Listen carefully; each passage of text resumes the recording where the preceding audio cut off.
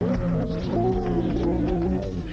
could actually get in to the main chamber itself, the floor, where they would have had access from, and how concerned you are at the fact that they can actually get onto the floor of the chamber. The truth is, it's very hard to know what their route was, for the very simple reason that I would imagine the security services in the Houses of Parliament had made sure that this sort of thing couldn't happen. So I can't answer your question because they must have found a very creative way in. Having said that, there's no doubt whatsoever that this will raise alarm bells with the Sergeant-at-Arms, the man responsible for security in the House of Commons, and there will be an awful lot of discussion about it. But sorry, go ahead. Sorry to interrupt. You, of course, were in the chamber earlier. Was there an increased police presence immediately around the sort of tight ring around the chamber that you could see? Yes, the Commons has never been so heavily policed as today. In fact, in a lighter moment this morning, I couldn't get in to the Houses of Parliament this morning because the police officer who was on duty didn't recognise me. So that was to the credit of the security services. But the place has been full of police, full of security, and there is no doubt, as soon as these people made their invasion, they will have been apprehended. And at this point, they'll be under very heavy arrest because the Commons is all set to sort things out like that when they happen. But as I said before, this will lead to a lot of discussion. It will, given what you've just said, that you haven't seen security in the chamber as heavy as this for some while, and yet it still has happened. This has happened, and it actually leads, although it's not quite what we're discussing now, it's led to my belief, after years of working on the Northern Ireland business, that you cannot really resolve the risk of an attack or terrorism unless you address the motives.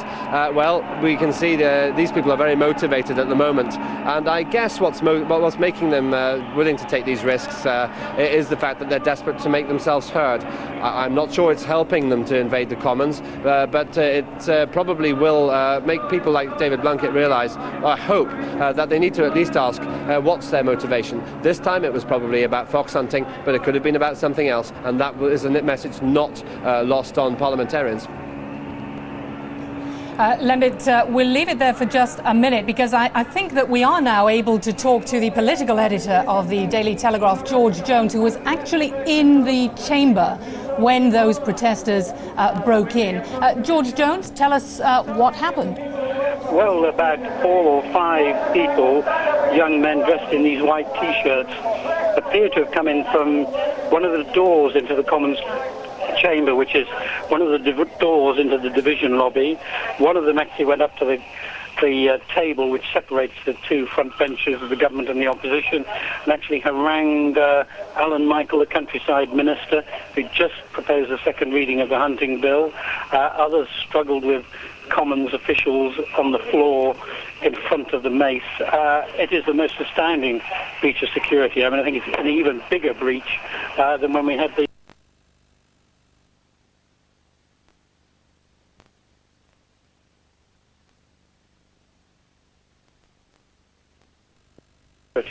of the House of Commons, which should be one of the most secure buildings in the country. Well, and today... Steve Park, security expert, many thanks for sharing your views with us this afternoon on Sky News. Well, joining us now is Baroness Malilu, who's a Labour peer and also president of the Countryside Alliance. Baroness Malilu, thanks for joining us. I don't know if you've been able to see these pictures yet, but quite clearly an extraordinary breach of security on the floor of the Commons. It does seem so. I've only seen a little flash from your coverage in front of me. How on earth could this have happened, bearing in mind the Fathers for Justice protest when that flower was thrown from the upper tier there, and we were told there was a major security review and everything had been tightened up? Well, I don't think I can answer any questions about security in the Palace of Westminster. I can only say I feel terribly sorry for the police because they have enormous difficulty policing demonstrations. This one is essentially consisting of totally peaceful people who have been pressed and pressed and pressed unreasonably now over some 7 years, and there are a lot of very angry people. I hope that people will go away today, nobody hurt. That includes, of course, the police. But I find it terribly sad that our Parliament is having to be protected by police from our rural community. Well, that's the very point, isn't it? It's not being protected, as we've seen quite clearly on the floor of the Commons. Well, I haven't been able to see the full picture, but I don't believe there's been any violence within the Commons. I sincerely hope not, because I have no time, nor does the Countryside Alliance or any of those who are trying to do what we're doing, for violence in any form. So you actually will decry what's happened here, even if these are members of the Countryside Alliance? I don't know who they are. I'd like to know who they are. I had asked that nobody should try to enter the Palace of Westminster. I think that whatever happens, both Houses of Parliament must be able to conduct their business. But quite clearly, it's also seemed to have been the intent in some of the crowd there in Parliament Square. They reacted quickly, but I mean, it was a bit like Buckingham Palace. The men were actually in the chamber, and I mean, if one of them had a gun or some sort of weapon, they could clearly have killed or seriously injured a government minister, an MP, or a member of the opposition. So, without a doubt, the most serious breach of common security that I can ever remember. George Jones, editor of the Daily Telegraph, political editor, thanks very much indeed for bringing us that moment. Now we have the first pictures of these 5 actually being removed from the Houses of Parliament, and there is one of the 5 protesters, police taking them outside of the Houses of Parliament. All 5 arrested, as you see so many police officers there in your screen. 5 people actually getting on to the floor of the main chamber. George Jones just saying the most serious breach of security he can recall. Well, these the first pictures of the people being led away, and this is the moment of the protest itself. There you see the Speaker instantly suspend proceedings. Interesting that the sound was also cut straight away. The pictures stayed for a few more seconds before there indeed they cut to the clock. That is standard procedure. Let's go to Jonathan Beale. He's there at the House, and he's with one of those who was actually in the chamber at the moment of the protest. Jonathan, over to you. Indeed, 2 MPs who were in the chamber on different sides of the House as it happened. I was just inside Central Lobby when I saw these 5 people being arrested. They were handcuffed and taken away into a facility here in the House of Commons. I'm with James Pace, Conservative Front Bench spokesman, and Claire Ward, a Labour MP. James, what exactly happened? Well, as you say, 5 or 6 people appeared to come out of the no lobby and charged into the well of the chamber. The Deputy Speaker immediately suspended it. The sitting. What matters now is there has to be a very urgent and very far-reaching inquiry into this astonishing breach of security coming just the day after the breach of Buckingham Palace. I mean, it is alarming, isn't it, Claire, bearing in mind that we saw the Fathers for Justice making their protests during Prime Minister's questions only months ago. It's extremely concerning. What we saw today was 5 or 6 of them come running from the back of the chamber through the no lobby and down straight into the chamber. They then began to harangue ministers on the front bench. They were in easy access of anybody in that chamber, could have done absolutely anything. Now, if somebody can get in under those circumstances, we really should be very, very worried. And on top of that, I think it's an absolute disgrace that they have to take it to that extent rather than to allow the debate to continue. I mean, it is going to distract from what you're speaking about inside, isn't it? Of course it's going to distract, and I don't think this is anything to do with the rights and wrongs of the debate about hunting. Nobody, whatever their views, should behave like that, should be allowed to breach the security of the House of Commons. Parliament, at the end of the day, is the focus for democracy, for people of this country and their representatives to debate issues. If we cannot debate them securely there, then what is to become of this country? It's not about hunting. This is about a serious breach of security, and the opposition, as soon as we resume, will be demanding a major and urgent inquiry. OK, well, I mean, we've already had inquiries about security here at the Commons because of the terrorist threat, because of what happened with those protesters from Fathers for Justice. What sort of inquiry do you think should happen now? Well, obviously, it's got to be an inquiry run by somebody who's not got a direct interest. We've got to bring some outside specialists in to look at it. But the format will be discussed by my colleagues in the Whip's office and the Shadow Leader of the House with the government and the Speaker's office. But what is urgent is that it should take place. Don't forget, we've just spent millions of pounds on a new screen to allegedly protect the chamber from the public after the Fathers for Justice incident. Something's gone seriously wrong with security here, and we need to find out what. Claire, what I've heard is that these protesters actually were behind the speaker, as you said, but actually then pulled down their T-shirts, which suggests they were actually, must have been invited in or something. Well, I saw them because I heard the noise of running feet, and I looked to the back of the speaker's chair and I saw about 5 or 6 people in white T-shirts running through. So they already had those T-shirts on. By the time they entered into the lobby area behind the speaker's chair. Now somebody must have given them access to that point. I know normally security is tight in that area. You cannot bring people in without having passes. They certainly, with those T-shirts on, they certainly wouldn't have got through unless somebody is assisted with that access. And we need to know who, because quite frankly, this is unacceptable. Okay, well, thank you both very much. So we have the news here that MPs demanding an inquiry into what happened. We just heard the division bell. That may mean that MPs will go back into the debate, but clearly a very serious breach of security. Jonathan, thanks very much, and you're exactly right, because the Press Association just reporting that the Commons sitting is to resume at 4:40, so 2 minutes' time. That Commons debate will resume, which means that it has been interrupted for 18 minutes. That incident actually happening at 22 minutes past 4, so that debate will get going again in a couple of minutes' time. Yes, we're going to go straight across now and join Philippa Thomas, because events inside the chamber proved the distraction. Now, Philippa, after the trouble that we saw earlier out there in the crowd, has a word filtered through to the crowd now of what happened? Right now, the crowd is still pushing at the police barricade, and for that reason, you can see behind me the ranks of riot police who've come in. What's been happening, Liz, over the last 15 minutes is that the Met Police, who are at the front of the line against the metal barriers, have been replaced by these riot police. You can see them now moving along, shuffling up. They are very keen, obviously, to keep the protesters contained, but they are stepping up their defences, because it is these black-clad riot police who have now moved into the front line.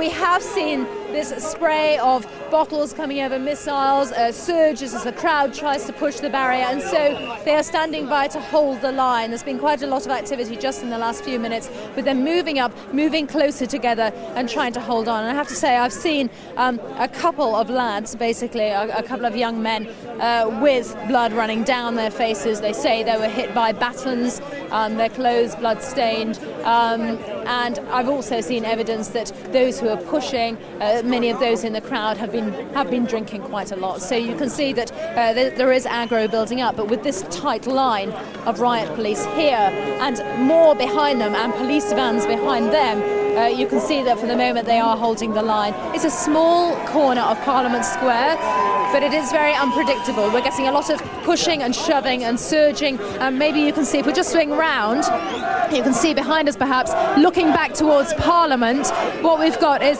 quite a few hundred people there who are basically, if the pushing continues, back up against the railings around Westminster Abbey. So the police are concerned about containing this and maintaining control of the crowd, even though this is a small part of the overall rally. Philippa, I don't know if you can hear me with all those klaxons going off in the background, but earlier we were trying to find out whether this is a small minority within the crowd. I'm wondering if you've been able to discover now who was behind that and whether indeed it is a minority. We really don't know who was behind this, but what we can say is that it absolutely was a small minority of people who were involved, because the police line here, where they're trying to hold back the protesters, it's the line of people involved in the protest against the police is facing away from the main rally, and most people have stayed in Parliament Square. The speeches were going on. The vast majority of people have stayed over there. However, having said that, they are still trying to hold the line, a very tense situation, so we'll bring you up to date if there are any developments. But for now, back to you. Philippa, thanks very much. Yes, we'll interrupt there because the Commons has now reassembled. They were out for 18 or 20 minutes or so after that scuffle that we saw earlier. Let's listen in. I'm sure since you've been here, I would imagine since any member has been here, and probably unknown throughout the 20th century. I want to ask you, Madam Speaker, Madam Deputy Speaker, what investigation is now going to take place, and a report to be made to the House, I hope, on Thursday morning? Point of order, Mr. Hughes. Madam Deputy Speaker, on all sides of the House, in all parts of the House, we would want to condemn the activities that have just occurred. It is appalling that an incident like that can occur. And, Madam Speaker, can I say that there will need to be the very fullest possible inquiry into how this sort of incident could occur. We've had wide-ranging security review going on in this House, a great concern about security, and yet despite that, 6 individuals were able to come into the chamber in that way. Would you ask, Mr. Speaker, to start a very full inquiry immediately? Sorry, Sir Stuart Bell. Is it not a fact that not since Charles I came to this House has there been such an invasion? And is it not appropriate in that situation that not only should our security be enhanced, but that it should be enhanced in such a way that such an event can never happen again?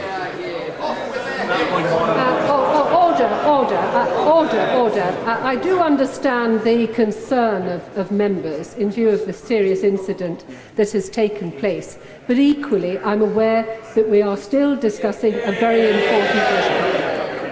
I would like to respond to those point of orders and hope for the tolerance and understanding of other members who might have wanted to contribute to that point. Honourable members will be aware that a very serious incident has taken place, and Mr. Speaker will be receiving reports of that incident from the Sergeant and the security staff at the Palace. I can assure you that that investigation is underway now. Perhaps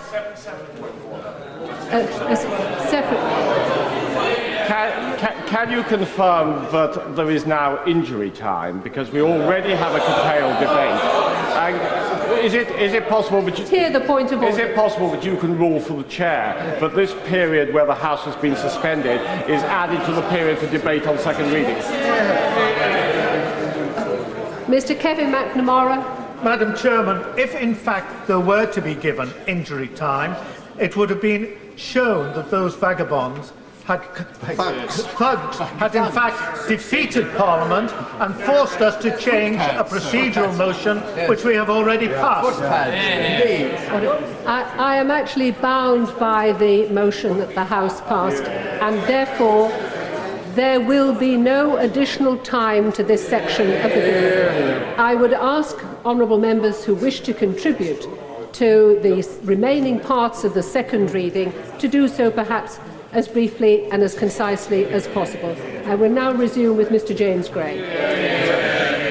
Madam Deputy Speaker, can I first of all entirely endorse the remarks which my honourable friend, the Shadow Leader of the House, and other people have made over the disgraceful incident which we saw earlier in this House. It was an absolute scandal, and whoever they were and whatever argument they were trying to make, they lost the argument by making the protest which they did, and I lose no time in entirely condemning it. I have to say, Madam Deputy Speaker, that in my time I've had some pretty sharp reactions to some of the speeches that I made, never quite that much. And I have to wonder whether it might have been something which I said. It is nonetheless astonishing, is it not, Madam Deputy Speaker, that we are here today discussing an issue which, as recently as the 22nd of April this year, the Minister himself said in this House, and I quote, "In some of the big conversations in which I've taken part in rural areas, fox hunting has not come up."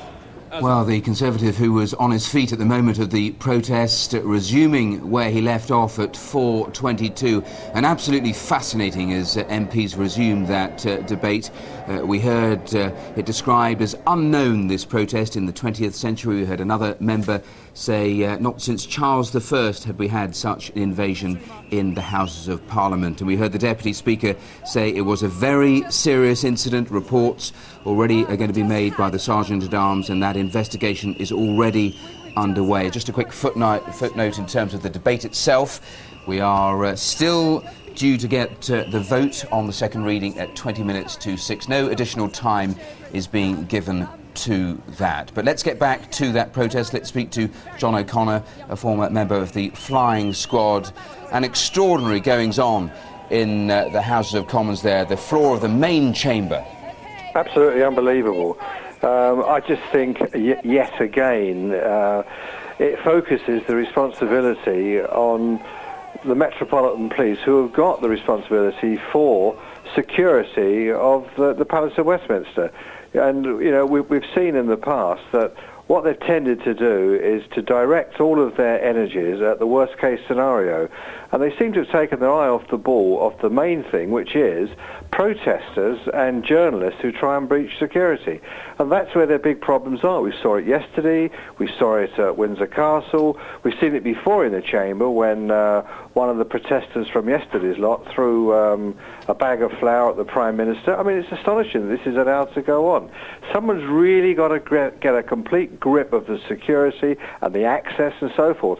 I mean, even if they have to go and see how they do it in the Senate or whatever, or go to other countries and see it, they're obviously not doing it right here. I mean, maybe part of it is that we allow MPs to give passes out. Maybe it's because we're too lax and we're not really being professional enough. And in this time now when there's so much fear over terrorism, that it's absolutely beyond belief that we could still be so amateurish. Yes, we heard the shock expressed by MPs, and they're not exaggerating, because when you see those pictures, I don't know if you've seen the pictures yourself, but they get these protesters within touching distance of all of those front bench spokesmen. It was only chance the Prime Minister not in the Chamber at this stage. You mentioned the business about guest passes. Do you think we've reached the stage where simply it is too risky to allow any Member of Parliament to have any sort of guest in the Chamber, in the Houses at all? Yes, I do, because you can't always have the full responsibility for who eventually gets the pass. You give it to somebody who gives it to somebody else. And that just isn't acceptable. They shouldn't be allowed to do it. I mean, the last one, when the flower was thrown at the Prime Minister, it was an MP who'd given it up as a prize in a raffle. Well, I mean, if you've got members of Parliament that are going to act so utterly stupidly and so irresponsibly, it makes the job utterly impossible for the police to do. But it's the police who should have got a grip of this. Either you're in charge of security or you're not. You don't have a situation where you say, well, but MPs are all people of honour, we can always trust them, therefore they'll be exempt from the rules. The rules should be that nobody can get access to it. It's got to be somebody with a pass who is the person that is shown to be the legitimate holder. Other than that, don't let them in. I mean, if the police advice is you can't afford to have members of the public going into this place, why can't they just sit and look at it on CCTV in an adjoining place somewhere else? Well, then maybe that's the way forward. But it's the police who have got the responsibility who should be calling the shots. And I suspect that they're not. I suspect they're being directed by the Home Secretary. They're being directed with all people who have got a vested interest. They want to maintain the full appearance of a liberal democracy. They don't want to face up to the reality of what we've got now. And because of that, somebody's head's going to roll over this quite clearly. And I just think it's appalling that the police with the responsibility just don't get a carte blanche to do the job properly. OK, John O'Connor, thanks very much for those thoughts. Thanks for your time this afternoon. And joining us in the studio now is our Home Affairs correspondent, Daniel Sanford. Daniel, many people are at a loss for what to say over this. They're demanding another investigation, but really, they've got to go back to the drawing board, haven't they? They have got to go back to the drawing board, and one of the problems has been hinted at in the earlier discussions in the last half an hour. Not since Charles I have protesters broken into the chamber, and responsibility for security there is still the responsibility of the Sergeant-at-Arms, who is a sort of strange, old-fashioned position in the House of Commons. And there are still members of the House of Commons who walk around with swords on, for example, members of staff. Now, those swords were there for a reason. They were to defend the Commons from attack. Now, clearly, they are a completely outdated mode of defence. And what hasn't happened in the last 100 years or so is that the security system internally within the House of Commons has not been significantly beefed up. And John O'Connor's there talking about, well, maybe the police should do a bit more about it. Well, actually, the police don't have much control about what goes on inside the House of Commons. They're responsible, as it were, for the perimeter security. Now, what we don't know is quite how the protesters got past perimeter security, but we know from the case of Ron Davis, the Fathers for Justice campaigner, who incidentally was found guilty today of disorderly behaviour. We know that that was he was given a pass actually by a member of the House of Lords to get in, and these protesters may have got in through the same route. What needs to happen is security inside the House of Commons needs to be taken seriously, and I have to say police sources have been very frustrated recently about not having enough control themselves inside. Daniel, we're seeing the pictures of the last major security breach there in the House, and there you remember that purple flower glancing the Prime Minister and the Chancellor's shoulder. You just alluded to it. Coincidentally, the man responsible, Ron Davis, the campaigner for Fathers for Justice, was convicted today of disorderly behaviour, given a 2-year conditional discharge and ordered to pay costs of £500. That was the last incident. This is even more serious across the board, no doubt about that from already the contributors we've spoken to so far. But what has actually changed in terms of the way security is run in the chamber since that Ron Davis incident? Well, there was this big review which was conducted between MI5 and the police and with people internally in the House of Commons. But the thing is, not much really got done. I mean, this screen was already up and the flower was actually thrown around it, and there hasn't really been any really significant, not just bits and pieces reviews, but a really significant, right, let's start again, ground zero as it were. What do we do to really change this? Are they still thinking about it, or are they just concluded not to do very much? Well, I think they're still in discussions, but there's effectively a clash going on between the police and the officials in the House of Commons, and arguments about who should be responsible for security there, and that's really what's been going on. And what you'll find is that if you catch police in unguarded moments, they will say, well, we would really much rather be allowed to say this is how it should be done, and that they would effectively take control of security. But that, of course, would need the agreement of the officials in the House of Commons. OK, more from you a little later. Daniel, thanks very much for now.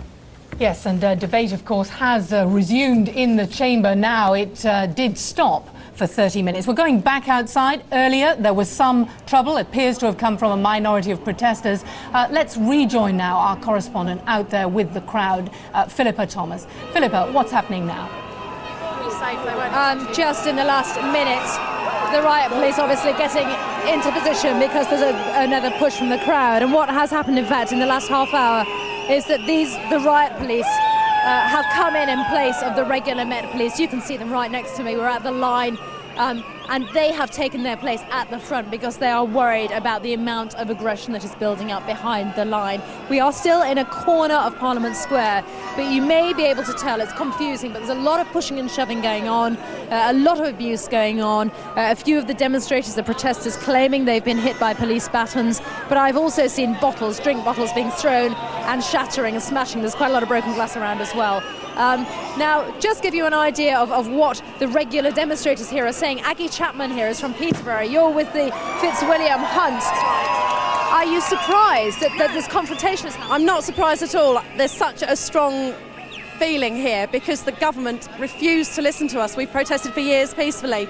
This is an unjust law. It's making law-abiding, ordinary citizens into criminals. Women, children, all sorts of people who normally never ever break the law. We are all prepared to go to prison if necessary because we believe so strongly that this law is unjust. Did you want these sounds and this image of confrontation, of violence? No, of course not. We're not violent people by nature. None of us wanted any of this. But we feel so strongly. We've got to pull out. I'm sorry, there's a big surge. We're just having to pull back. Sorry, we're just being pulled back with a surge. I think everything is pretty much under control. Well, Philippa, you're breaking up, so we'll just explain to viewers what is happening. There have been scuffles outside. There was some trouble earlier, an hour or so ago. Our correspondent saying it appears to have come from a minority of protesters. Then, of course, dramatic developments inside the chamber, where we had some 6 protesters breaking in and actually getting onto the floor of the chamber while Alan Michael, the Rural Affairs Minister, was speaking. Quite extraordinary in view of all the security reviews there have been after the Fathers for Justice protester threw flour at the Prime Minister. An extensive security review. The feeling now they will have to go back to the drawing board on that. We saw the pictures of the largest part of the crowd. Well, let's just stay with these pictures inside the chamber first of all, because this is the moment that has so outraged the various MPs that we've heard from so far. We've only heard from a handful, but there is absolutely no doubting their shock, their grave concern at what has happened in the chamber in the last hour, because this is not from the public galleries where there are screens, but this, as you can quite clearly see, on the floor of the House, within touching distance of all of those MPs. They had to be wrestled to the ground. And, of course, as Lembert Opik was actually telling us from the Liberal Democrats, he was saying that actually in the Houses of Parliament he couldn't recall greater levels of security. And yet we have seen what we've seen in the last 40 minutes. So these are the pictures that will dominate the news in the next hours and days. Yes, I think we can resume contact now with Philippa Thomas. There outside the Commons with the crowd. Philippa, tell us what's happening now. Hello, yes, we're sorry, we're in the middle of the crowd that's behind the police barrier. We're just one of the surges that's been happening every now and then for the last 2 hours just happened, rather took us off our feet. But I'm in the middle of a crowd of the people who gathered here to rally to listen to speeches. Not the ones who are causing trouble, but they're watching what's happening with this line of riot police. I just counted it. It's a short line across a corner of Parliament Square, but it's 6 deep. It was 2 deep half an hour ago. Now, Penny, where did you come here from? From Norfolk. From Norfolk. What do you think about the fact that this is turning ugly? How does it look?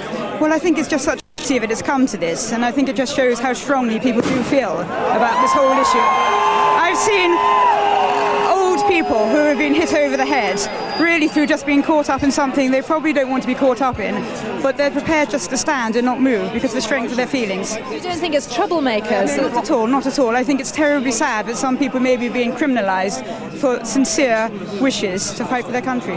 Penny, I've seen smoke bombs going over, gas grenades. People would have had to have brought those to the demonstration with them. Well, I don't know anything about those, but certainly I think I speak for everybody here when I say we've come because we care so desperately about this issue. And we would all much rather not be here, would much rather be home in the countryside.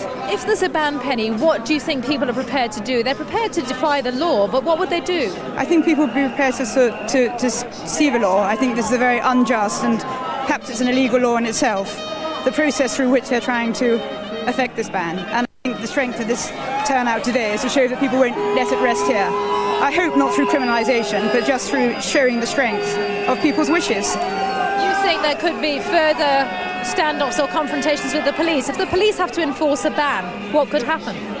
I can't even see that far. I think we're a long way from that. I think there are many processes that can be gone through that. But I just hope people realise how deeply people feel about this. I mean, I'm terribly saddened. I think it's a very sad day that it's really come to this. But this is peaceful. I don't know if you were here earlier, but it was certainly, there's only a very few. And I think, the police are wearing full riot here. Penny, thank you very much. And actually the point Penny was making is absolutely true. We've been here since 10 o'clock this morning. The speeches have been received by a very positive crowd. The vast majority of protesters here have been absolutely peaceful and positive. There has been a small minority. Some see it here as protesters who are goaded. Others see it as troublemakers causing trouble with the police. But for now, we're going to go back to you and bring you up to date should the situation develop here in Parliament Square. All right, Philippa, thanks once again. The time is 5 o'clock. A major breach of security in the House of Commons. Demonstrators disrupt the MPs' debate over the hunting bill and reach the floor of the chamber. These are the moments that the dispute actually happened inside the chamber, whilst outside Westminster a pro-hunt demonstration turns ugly as campaigners clash with police. But thousands do make their point peacefully. This is the scene, live now in Parliament Square. And of course the issue at stake, hunting with dogs. A decision on a ban will be made by the end of this evening.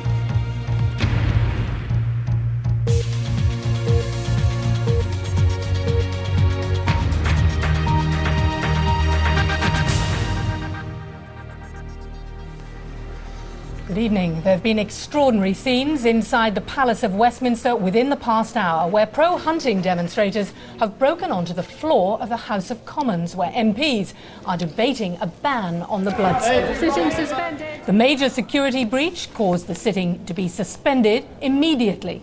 The protesters have now been arrested and the debate has resumed within the past few minutes. Let's go straight to Westminster and join our correspondent Jonathan Beale. Jonathan, over to you.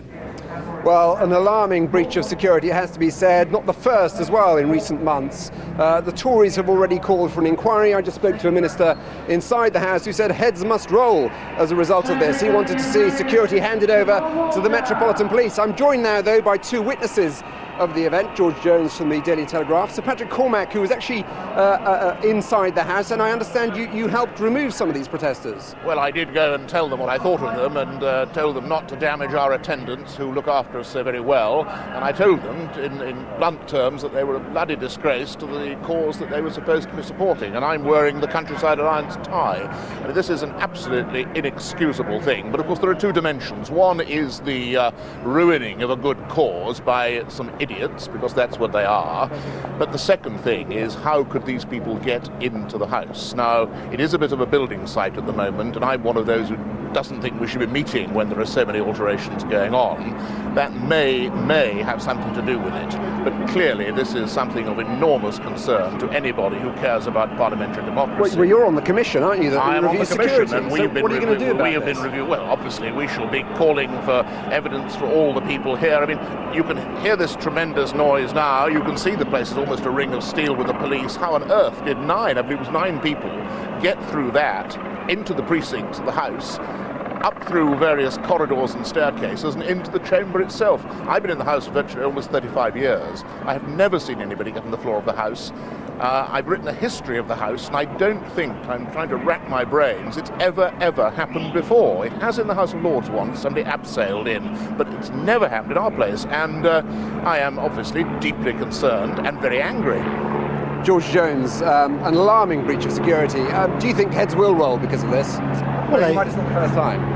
Well, it's not so much heads will roll, it's that the House of Commons has got to get to grips with its security, and in a way this was a more serious breach than the purple powder that was thrown at the Prime Minister, because those demonstrators got down right to the opposition front bench. I mean, they were touching the opposition front bench. And I did touch them, yes. And they were within feet and inches of where the Prime Minister sits at Prime Minister's question time. I mean, had they had ill intent, had they been armed, had this happened 4 hours previously at Prime Minister's question time, you could have had a minister or the Prime Minister killed. So, I mean, it was the most serious breach of security that there has been.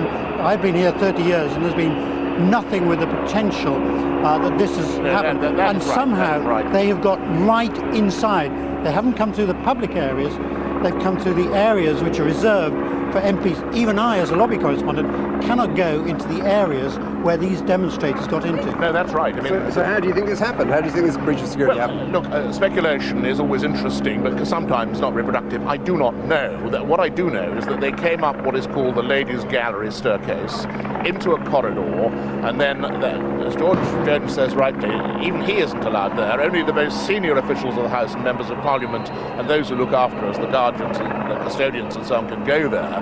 And then they came through the no lobby into the door of the chamber. And George is quite right. I mean, if those people had had really evil intent, and that had been Prime Minister's questions, you could have had the assassinated front benchers. I mean, this is that serious. And I believe we have to take it that seriously, and every single aspect of this has to be investigated. And that doesn't mean that we'll be able to give you a statement later tonight, because there'll be a lot to be done. It's a difficult day, and it's a difficult day for the police, and it's a difficult day for those who guard us, and I'm not going to say heads must roll, because I do not know. Some people might say my head should roll because I'm a commissioner. We want to need to look at this very, very carefully and soberly.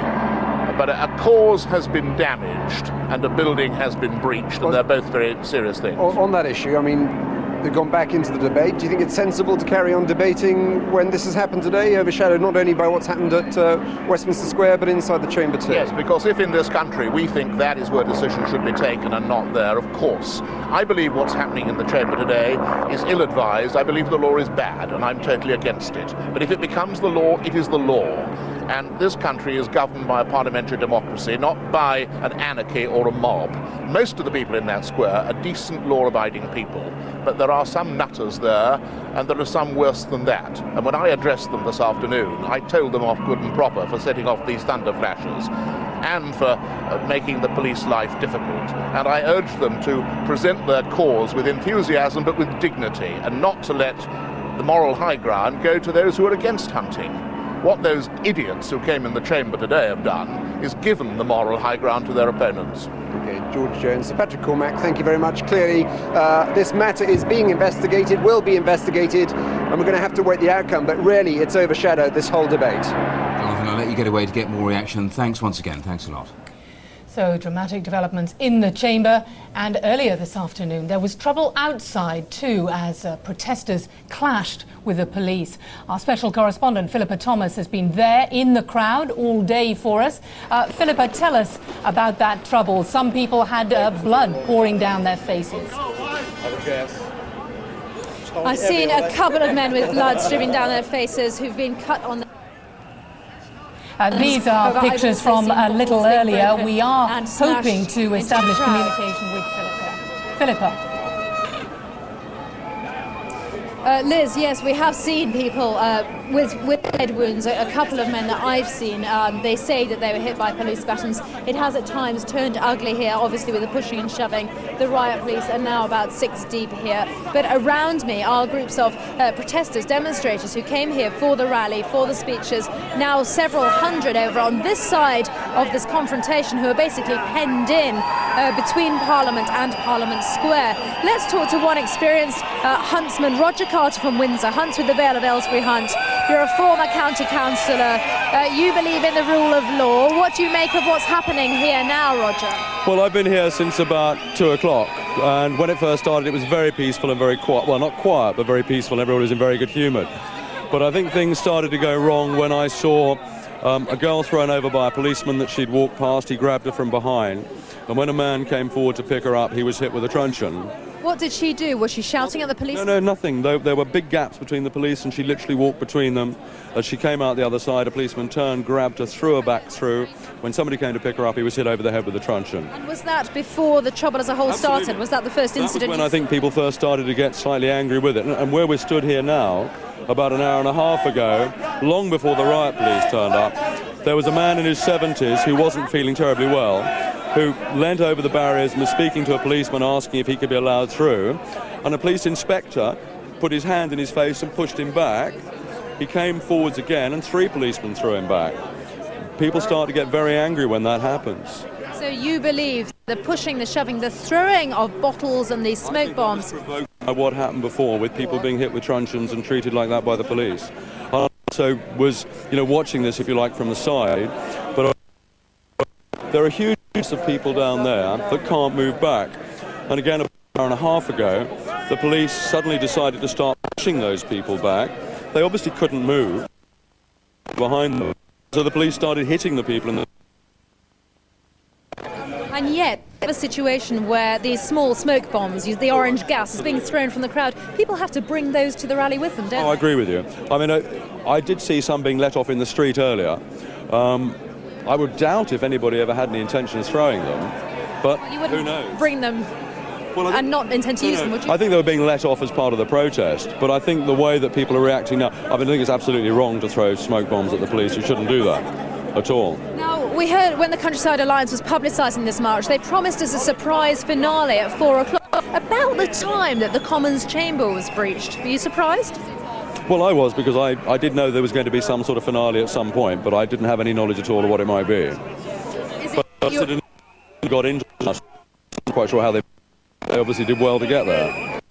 The mood of the crowd here, at least on this side of Parliament Square, has got more militant during the afternoon. Is that good for the image of the Countryside Alliance and good for the image of the cause? I think that's a very difficult question, because I think you're right. I don't think that any kind of violence reflects well on anybody. But I think that what you have is a situation of people who protested very gently and very nicely for 6-7 years now, always been incredibly well behaved, and they now feel that the way in which the government are trying to rush this through in one day We all know that, you know, Blair and New Labour paid £1 million by I4 for a ban a few years ago. And I think that people have just reached a point now where they say, this is so totally unjust, we won't put up with it. Roger, thanks for speaking to us. I'm just going to let our cameraman, in fact, move up and look at the police there taking pictures, the police monitoring what is happening in the crowd. We not only have the ranks of riot police just here along Parliament Square, but they are now engaged in taking pictures of those they believe to be key troublemakers in the crowd. They have been trying to contain them for the last 2 hours. We'll bring you any update, but for now, back to you in the studio. Yes, Philippa there in the main body of the crowd in Parliament Square. We'll be back to her shortly if there are further Yes, it was fascinating watching those pictures because another of our correspondents there said it was like being involved in two completely separate demonstrations. You got a sense of that from the different pictures we were just showing you. Well, watching that and watching all the events inside of the chamber through the course of this afternoon is our Home Affairs correspondent Daniel Sanford. He's still here with me. We'll come on to events in the chamber in a moment, but do you think events outside of the chamber will call into question again the whole issue about whether we should be allowing mass protests and demonstrations right outside the Houses of Parliament there on the Parliament Green? Well, it always used to be that you couldn't have a demo outside Parliament while Parliament was in session, and that was true up until only a few years ago, that if Parliament was sitting, there would be no demo within several hundred yards of the House of Parliament, and that certainly included Parliament Square. Now, that rule has obviously been relaxed recently, and in particular at the time of the anti-war demos last year, and clearly that has caused some problems to the police today. It should be said, watching those pictures with Philippa Thomas just there, the police view of this is obviously that things are calming down, because as the afternoons develops, you can always tell how seriously the police are taking things by the colour of the clothes the police officers are wearing. While the police officers are in their green sort of markings and the riot helmets, then that's the less serious police officers. They're there just for their self-protection. But once the guys in the black clothes that you can see there arrive, then that is the point at which the police are taking things very seriously indeed. They're, as it were, the upper level of riot police. They're usually held in reserve, and they only come in when things get out of hand. In that last interview with Philippa there, in the last 15 minutes, we were back in seeing the riot police wearing the green uniform, so they clearly feel that they're slightly more in control than they were perhaps an hour or so ago. Let's move to events inside of the House of Commons in the last hour, almost an hour now exactly. And these pictures that we will see played across the world as that chamber is stormed by these protesters. And you had an interesting observation as you watched these pictures a few moments ago. Yes, I mean, what's interesting is you're seeing a protester coming from this end of the chamber as well as from behind the Speaker's chair. So it's effectively a sort of a pincer movement. I think what's happened is the protesters have decided to try two different areas of vulnerability. And rather embarrassingly for those in charge of security at the Commons, they seem to have been found wanting on both. It is particularly worrying that people coming in from behind the Speaker's chair, from the no lobby there, have managed to get there. In order to get there, you have to have got through lots and lots of bits of corridor which are not open to the public. Well, it was fascinating to hear George Jones say it is an area where even the press can't actually get to. He, of course, has been there for 30 years, he was saying. He said he can't get to this place. It was an area that only MPs could actually get to, or supposed to be able to get to. Absolutely. I mean, you can only get into the chamber in times of recess when the Parliament aren't sitting, and that's just in the bit where the one guy's run in from the front of the screen. But all those people coming in from the back behind the Speaker's chair, that is only available to the most senior officials in the House of Commons, and also to MPs themselves during a vote. And that is really quite serious, because OK, these are protesters, and it's the same thing we've seen at Buckingham Palace earlier this week. It's protesters who are doing the breaches of security. But these same breaches could be tried by anyone with a much more serious intent, either by somebody with some kind of terrorism on their mind or by somebody who's just deranged. And those guys there are right there in amongst the front bench of the government, right by ministers. They could be carrying a knife or anything, because let's face it, if they manage to get through all the corridors at the back of the chambers there's nothing to stop them having secreted something somewhere. And we've heard the shock already expressed on our screens from various MPs in the last hour, but it's not as if they haven't had warning. It's not that long ago since that purple flower was thrown at the Prime Minister and Chancellor as they spoke in the chamber, is it? And that was supposed to make them go away and actually sort out security. No, it's been interesting watching this debate develop over the last year or so, that the idea of trying to improve security in the House of Commons. There's been a lot of talk about improving security since September the 11th all over Britain, but the House of Commons seems to have slightly resisted it. Then they did put this screen up, but the advice of the security services, but that was breached almost immediately by the flower bomb incident.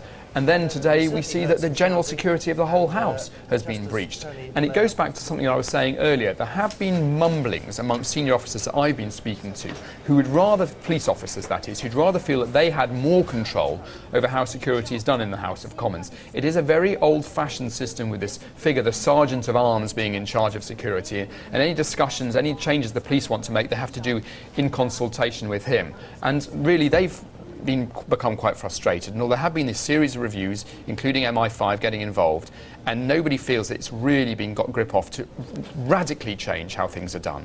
Is there any sort of parallel, given what we saw happening at Buckingham Palace? This is all in the space of, what, a square mile, some of the most prominent buildings that we're supposed to think are secure and totally 100% secure. I mean, there's a trend, isn't there, that basically protesters have now decided to target these very high-profile sites. And now, that wouldn't matter so much if we weren't at the same point, at the same time, on the highest state of alert for terrorism that we've been for years and years and years and years. And protesters are basically leading the way, showing how these security breaches can be done. They get attention because they're such significant breaches.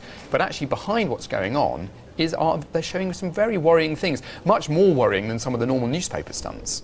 Daniel, we're just going to interrupt you because we've now got a statement from New Scotland Yard about that trouble that we've been seeing pictures of throughout the afternoon amongst the crowd outside the chamber there in Parliament Square. Huge crowd out there, and we've been hearing from our correspondents that it is a minority who appear to be behind the trouble. We saw people with blood streaming down their heads where police had to move in to disperse them. They were breaking up the police lines, and of course that simply can't be allowed to happen. Now, New Scotland Yard are saying that the lobby at Parliament Square today, at approximately 3:45, a small section of the crowd attempted to break through the police cordon at the southwest part of Parliament Square. Now, police officers, they say, came under fire from items thrown from the crowd. These included barriers. However, the statement goes on from New Scotland Yard. We have maintained the cordon despite the actions of a small minority. In the main, they say, this is a peaceful demonstration and we are making every effort to ensure the majority of the crowd who have congregated to protest peacefully can do so safely. And of course, that backs up what we've been hearing from Philippa now. In the wake of that trouble, police generally standing back. Things appear to have calmed down, but police are there in huge numbers. Well, exactly on that point, because let's go to the live pictures. We saw some of the recorded pictures of the more ugly moments. This scene live. This is the same location where we saw quite a few of those clashes, quite a few of those scuffles. We saw police batons being used, and this the location where we saw a few of those people actually walk away with bloodied heads. So a very different picture, as Daniel was saying, and he judged it by the clothing that the police officers at the scene were wearing. So he quite rightly pointing out that things did appear to be a little calmer, and certainly the pictures now demonstrating that point. Well, Philippa Thomas is still there for us, down there amongst the crowd, so let's go back to you, Philippa. Matthew, I can tell you that we're now on the protesters' side of that police line, the barrier, and things have calmed down somewhat. Tensions lessened, crowds not quite so packed. We haven't had the sort of surge and crush that we were getting a little while ago, so a little calmer now, the police holding the line.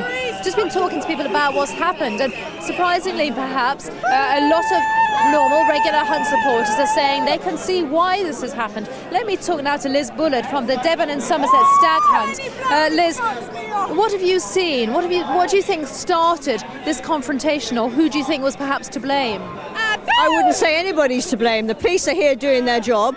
We're here doing a protest. Unfortunately, in those situations, you do get a confrontation at the front. There's been some small-scale violence, haven't there? You've seen some people with blood, with wounds. Yes, I have. I mean, I spoke to one person who hunts with the Devon and Somerset Staghounds. He had a bad road accident 12 months ago. he asked the policeman not to hit him on the head, he promptly hit him on the head with his truncheon. But I'm sorry, but that's inevitable. So you feel the police were being provocative? Sorry, it's all right. I'm just going to wait for the whistle to die down before I put. We have these surges of noise, as you understand. So do you feel that what you were saying is that the police were being provocative? You saw the police acting in a violent way? I don't think the police were being provocative. I think they were there doing their duty. I've spoken to a number of policemen. They said they would support our cause if they weren't in uniform. They said what is happening is a truly unjust law and it's not undemocratic and we have to stand up to it. Right, well, Liz, thank you for speaking to us here today. And just to reiterate, there are still a lot of people penned into a small space between Parliament Square, the police line and Westminster Abbey behind the camera with its railings. But things appear to be a little calmer at the moment. We'll keep you up to date. Thanks very much indeed, Philippa. We'll be back to you, of course, if there are more developments.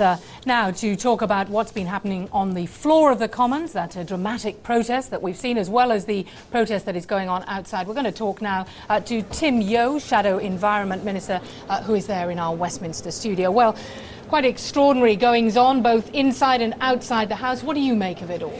Yes, they are extraordinary, and of course I deplore any protest which involves breaking into the House of Commons while in session. The potential risks of that are very great, and we condemn whoever tries to do that. It doesn't advance the cause of any group, whether they're in favour or against hunting, to try and disrupt the proceedings on the floor of the House of Commons. And it's bound to have an impact on the debate itself, isn't it? Well, it's certainly reduced the time for debate, and one of our criticisms today has been that the government has been rushing this measure through without enough time for debate. Proceedings had to be suspended for nearly half an hour. That actually represents quite a significant proportion of the time left for the second reading debate, so that's bad as well. I just think that protest groups are in danger of actually damaging their own cause if they go beyond the bounds of what is reasonable. We've seen, obviously, this week other protests, the Buckingham Palace incident and so on. So there is a concern. On the floor of the House of Commons, the Prime Minister's there very frequently, other very senior politicians are there. It is extremely dangerous for the country if that level of security breach can occur. Well, yes, and this, of course, despite several security reviews after Prime Minister Tony Blair was pelted with that purple flower. You really calling for them now to go back to the drawing board? Well, there certainly needs to be an immediate investigation of how these protesters got in as far as the floor of the House, and that may trigger a wider review, but that will depend on what we find out about how they were able to get in, whether they were assisted by someone who was a pass holder, for example, in the House, in getting near to the chamber. Do you think, though, this could have an impact on the way that Parliament carries out its business? After all, members of the public like to go into the lobby to talk to MPs. Might we see further sort of restraints on the way that Parliament operates in the future? Yes, I hope very much that the restraints can be kept to a minimum. I value very highly the contact between members of the public and members of Parliament. I think it's a very important strength of our democracy that Parliament can be as open as possible and as accessible as possible, and individual MPs need to be as accessible as possible to their constituents and other members of the public. But there is, of course, another side to this. We live at a time when the threat of terrorism is greater than it's ever been before, and therefore we have to be aware that if we're to protect members of the government and members of Parliament, there may need to be a further increase in the already quite tight security around Parliament, which of course affects even people like me. I take longer to get into the building now than I did 10 years ago. Tim Yeo, thank you very much indeed for making time. I'll let you get back to the debate. Welcome.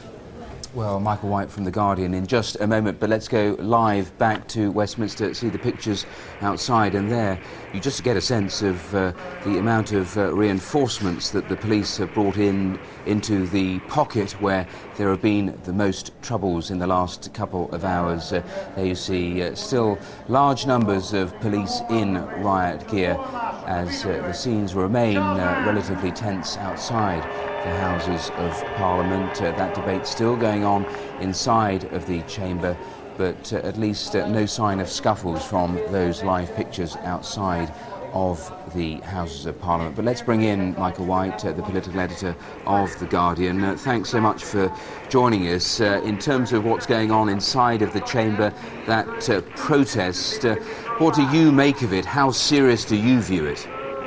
Well, the first thing I must say is that I wisely chose today to go to the Hartlepool by-election. So I'm talking to you now from the north, and I haven't seen it directly, but I've seen a great number of these things over the years, and they are worrying. But it's very difficult to defend a democratic institution. The pictures that we're seeing on our screen, Michael, I know that you can't see them, but they show the protesters coming in from both sides of the chambers, although most of them actually came from behind the Speaker's chair. I wonder if you could just describe to our viewers that particular area and the sort of access that members of the public would have to it. Well, nobody has access behind the Speaker's chair. I rarely go there myself, except when invited specifically by a Member of Parliament or a Minister. Last time I was there, I think, was to see the Foreign Secretary. So it's a very restricted area. I've no idea how they knew how to get into the building. How far would that area be from an area that any member of the public is supposed to be in? Well, there are labyrinths of corridors in the Westminster area, and I like to think after 20-odd years in the parliamentary business, I know most of them. I would say it was fairly difficult. You cannot get from the central lobby, where people go to lobby their members of parliament, round to the Speaker's chair without going through all sorts of places where they would be noticed. I should add, there is a complication. The builders are in September. They're in all summer fixing. It's an old building. And it may be that when this is investigated, we'll find that it was something to do with the building works, because people, not dressed as MPs in suits, are around the building at the moment repairing it. Now, of course, Michael, MPs had a warning not that long ago with the purple flower incident. You're in the chamber virtually every day, or in the palaces of Westminster. How much has actually changed in terms of security there? Security's got a good deal worse over the last couple of years for obvious reasons. The Al-Qaeda threat and those idiots from Fathers for Justice have made it that much worse. Because of Fathers for Justice, for example, someone like me is unable to take work experience students. I get 2 or 3 a month who come through, and they get a great thrill being put at the back of the press gallery. Most of them, kids of 14 through to 24, can't do that anymore, which annoys me quite a lot, because it was not Al-Qaeda. It was something much more, dare I say it, domestic than that. So it's been tightened up a good deal. Over the many years I've been covering Parliament, it's got relentlessly tighter since the early days of the IRA attacks. But there have always been attacks in the chamber. There was somebody threw horse dung in once. Why horse dung? Because she was able to smuggle it through the security guards. The trouble is, this does seem to be different in terms of people throwing things. You talk there of that particular incident. Of course, we had the flower, but to see people on the floor of the chamber, to actually make physical contact with front bench spokesmen, that is what is so worrying MPs who we've spoken to today. Do you think at all that the whole issue of whether MPs can invite guests in to the palaces needs to be fundamentally looked at again? I don't know what's happened here, and I'm reluctant to form any glib judgment until we know what's happened, but I'm also very reluctant to support any notion that the people who elect their parliament should be restricted foolishly and unnecessarily from going into that parliament and seeing members of parliament at work. We've got enough of a gap between MPs and the electorate these days without making it worse, merely because a few idiots do what these idiots and the last lot of idiots have done. All right, we will leave it there. Michael White, thanks for your time this evening. Thank you. Let's get more reaction now from the Liberal Democrats Home Affairs spokesman, Mark Oaten, who joins us now from our Westminster studio. Thanks very much indeed for making the time to talk to us. Just give us your reaction to those, amazing scenes that we saw earlier on the floor of the House. Well, I said on Monday when I was watching Buckingham Palace that was breathtaking, and I feel that I'm having to say exactly the same thing again. And it's the fact we've had 2 incidents like this in a week, and it follows on from previous problems in the Commons, that really does disturb me. We absolutely have to get a grip of this situation. This could have been a very serious attack, and for the security to be able to be breached in this way is totally unacceptable. Yes, we're just replaying the pictures again for any viewers who may not have seen them. Here we see some of the protesters. There were 6 of them. We've gone away to the clock because that's a Commons procedure. 6 of them came in right up to the floor, right up to the very position where Tony Blair would speak in Prime Minister's questions. quite an extraordinary breach. I mean, the breach when we had the flower bomb being thrown was bad enough, but to think that you can have 6 individuals getting that close to the dispatch box where the Prime Minister speaks is frankly breathtaking. Now, you know, I don't want to allegate blame yet, but it does seem to me that we have to look again at the arrangements for security. Currently, we have a House of Commons Commission and the Speaker, and they decide on these issues. And they have, of course, to balance keeping Parliament open to the public and balance security. But I do begin to wonder if it's now time to look at the Met Police coming in with a greater responsibility and almost forcing MPs to take some of these decisions, because clearly the way things operate at the moment, it's just not working. Mark Houghton, thanks very much indeed for joining us. Well, as we see the pictures again, let's get more reaction. Let's go back to Jonathan Beale, our political correspondent at St Stephen's Gate. Jonathan, back to you. Well, if you go inside the Commons now, security has visibly tightened up. A lot more security guards around, bigger presence, checking badges, making sure everybody who enters in is allowed in. I'm joined now by the Labour MP, Chris Bryant. You've obviously seen what went on, you've heard what went on. What's your view of the way security is handled at this place? Well, it is a bit extraordinary. You know, people must think it's bizarre to see a man with a sword in tights trying to wrestle somebody to the ground and lock a half Nelson on them. I think it's about time we look very seriously at all the security arrangements. Of course, we shouldn't overreact. We need to keep calm. We don't need to make major changes today or anything like that. But other places in the world, I think, have rather more up-to-date systems for regulating their security, and we need to look at that. I mean, you mentioned a man in tights. Are you suggesting that perhaps a sergeant at arms, a figurehead, somebody said it was a feudal system to me, that this shouldn't be in control in the Commons? They should have perhaps the Metropolitan Police overall in charge here. Well, somebody referred to the last time that there was an invasion into the chamber was in the time of Charles I, and bizarrely we still seem to have some of the same security arrangements.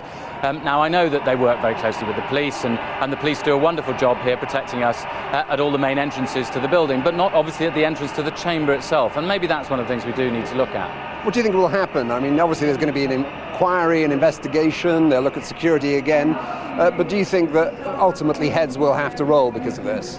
I don't think it's about attributing blame. The point is this is a very difficult building it wasn't designed for modern security. It's a very difficult building to keep secure, but it means we've got to think from A to Z, all the way through all the individual issues. Got to make sure that democracy is protected. It's not about protecting me. If somebody wants to take a pot shot at me, they can take a pot shot at me in my surgery on a Friday afternoon, doubtless. But the point is, it's democracy, which we value because it gives us our freedom, and that's what was invaded this afternoon. I suppose their argument is, and it's very hard to justify what they did, but they believe that their democratic rights are being overridden. The government's threatened to use a Parliament Act.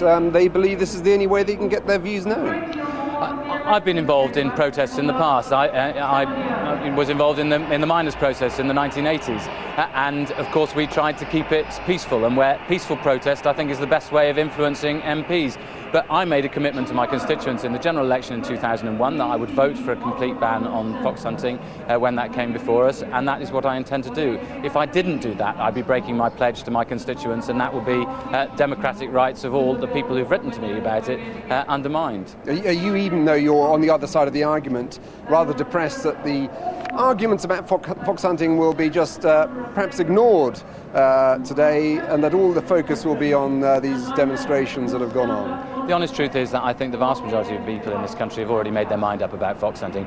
For me, it's not about the welfare of the fox. It's not about anything other than the fact I don't think you should make a sport out of killing an animal. It's wrong to tear the wings off birds. It's wrong to tear the legs off spiders one by one. And in the end, I think it's wrong to hunt. And that's why I think it's right that we take this step. We banished bull baiting and bear baiting in the past, and it's right to move forward now. Okay, Chris Bryan, thank you very much. Of course, that debate's still going on in the Commons at the moment, and we're expecting that vote shortly. But the focus of attention very much on security at the Commons here after that alarming breach of security. Okay, Jonathan, thanks once again. Let's take you back live to another of the positions outside of the Houses of Parliament, just a little distance from where Jonathan was actually speaking, and there is the live shot there.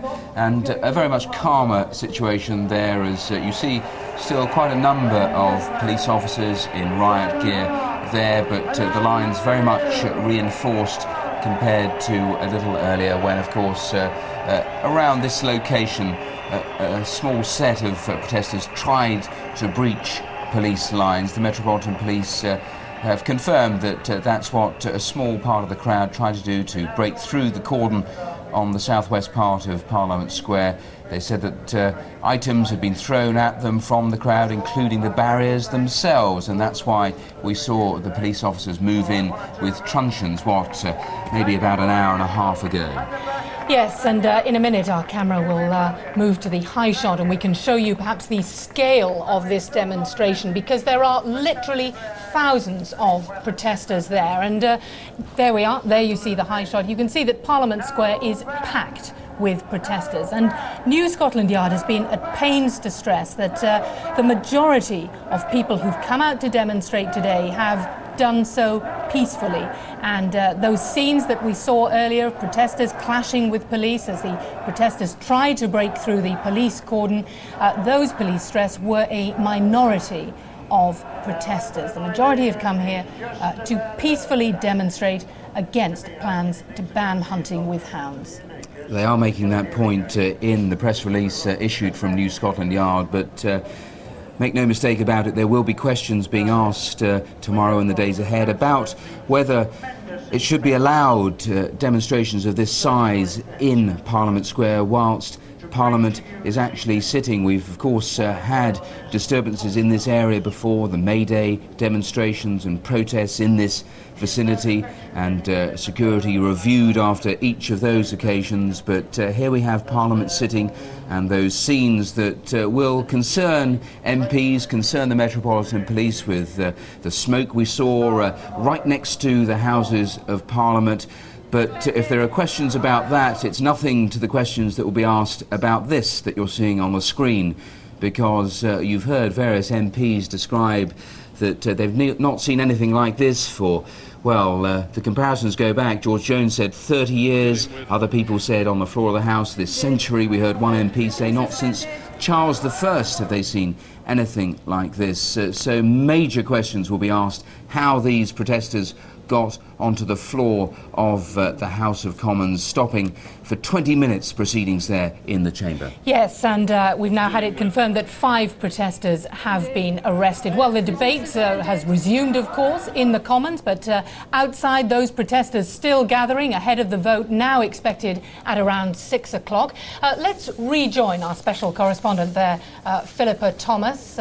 We will be speaking to her very shortly outside with all those protesters who we've been seeing throughout the afternoon. Ranks there, 8 deep in some places, of the riot police massing around the protesters to maintain a protective cordon against the Houses of Parliament. Well, whilst we see these pictures of what is going outside of the House of Commons, let me also take you back inside the chamber, because that debate, well, it has concluded, because that is exactly the timescale that was laid down. 20 minutes to 6, that's when the debate was supposed to finish, and it has wrapped up virtually to the minute. We heard some of the MPs. Let's just hear what the Speaker is saying.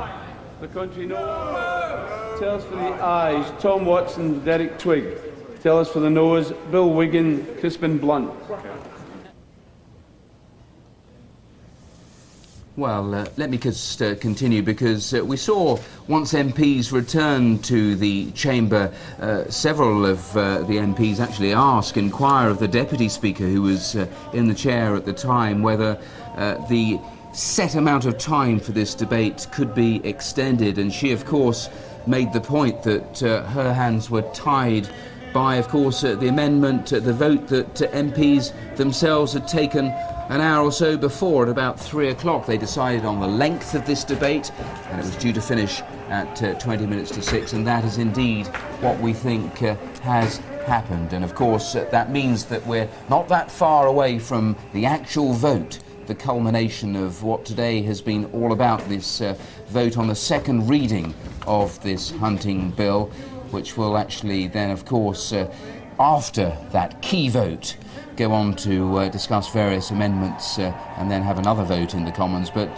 this, the first of the major hurdles that we have reached this afternoon. And of course, it has been an afternoon that has been disrupted so markedly by those protests on the floor. Well, whilst we see the pictures there outside and contemplate what has also been happening inside the chamber, Daniel Sanford, our Home Affairs correspondent, has rejoined us. And Daniel, as we have a little pause inside of the chamber, you made the point, as we see these pictures from outside, of how the police, as they try to go through a day like this, their clothing actually gives you a sense of the stage they are at. When you see these pictures, what do you ascertain from them? Well, those there are the more serious riot police. They're wearing the black uniforms with the sort of protective vests, and they carry the shields, which you can probably just see there, the circular shields that they've got there. They're the people that normally are out of sight on anything like this. You wouldn't normally see them at all. First of all, you'd have your standard bobbies, and then as things get a bit more difficult, you might see people in the normal green green jacket, but with a riot helmet and carrying truncheons. And that was what you saw earlier on today. When there first was some trouble, you saw those guys in the green jackets using their truncheons. These people then come in, and in effect you have a swap of the lines. The guys in the green jackets will back away, and these guys will come forward, and they are the ones who are there to actually really deal with what would be a more serious riot situation. Looking at those pictures there, they've effectively gone back to sort of hold the very back cordon. That's the place, I think, quite close to where the lines were almost breached. And behind those officers in the dark clothing, there are the vans which are nearest, the police vans which are nearest to the House of Commons entrance. They're obviously holding quite a serious cordon there. They obviously maybe think that's a weak point in the chain. But those guys are not doing what they normally would be doing, which is actually really taking on the crowd with shields and trying to move some people out of the way. And we can expect a substantially reinforced presence around the floor of the House, Daniel, because let's remind viewers about what happened earlier. Here's the Speaker and those protesters who made their way in. We understand now 5 protesters have been arrested, straight onto the floor of the House, close to where Tony Blair speaks during Prime Minister's questions.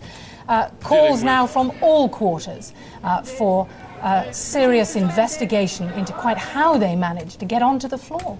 Yes, and this is where all the arguments are going to start now. I mean, speaking to the police, they're quite happy about that outside the situation was controlled, and actually in context of things that was a pretty minor disturbance, the sort of thing they probably deal with in football matches every weekend.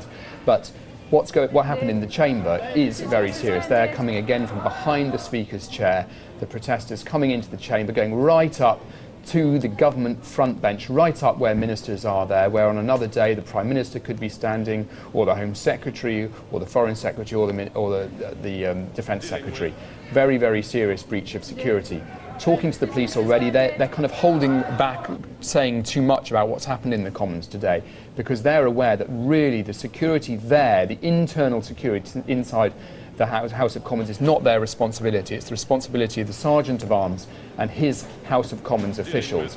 And the police, while they're trying to work out what kind of breach happened, are being reluctant to go around sort of playing the blame game and pointing the fingers at the House of Commons. I think they want to make sure that there hasn't been some fault on their behalf first on the sort of perimeter security of the House of Commons. But certainly, I think a lot of the finger-pointing that's likely to happen in the Commons may be at their own officials. Still, with such a substantial demonstration going on outside and the increased police presence, expectations about security would have been high, and many people will be scratching their heads after that demonstration where we had the purple flower thrown at the Prime Minister.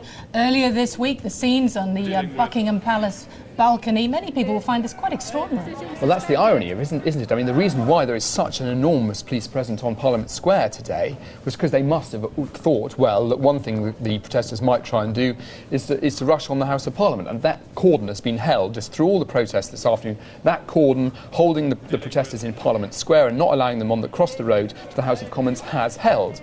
And while that's all going on, 5 guys just walk into the chamber quite happily through the no lobby where nobody's allowed to go apart from MPs and march right up to the front bench of the government. And that really is what a lot of tomorrow's arguments are going to be about. But only an hour and a bit ago, before that happened in the Commons, there would have been a few pictures on the front page of the newspapers about the police waving their truncheons and protesters with blood pouring down their head, and it would have been a sort of another active demonstration. This has changed everything.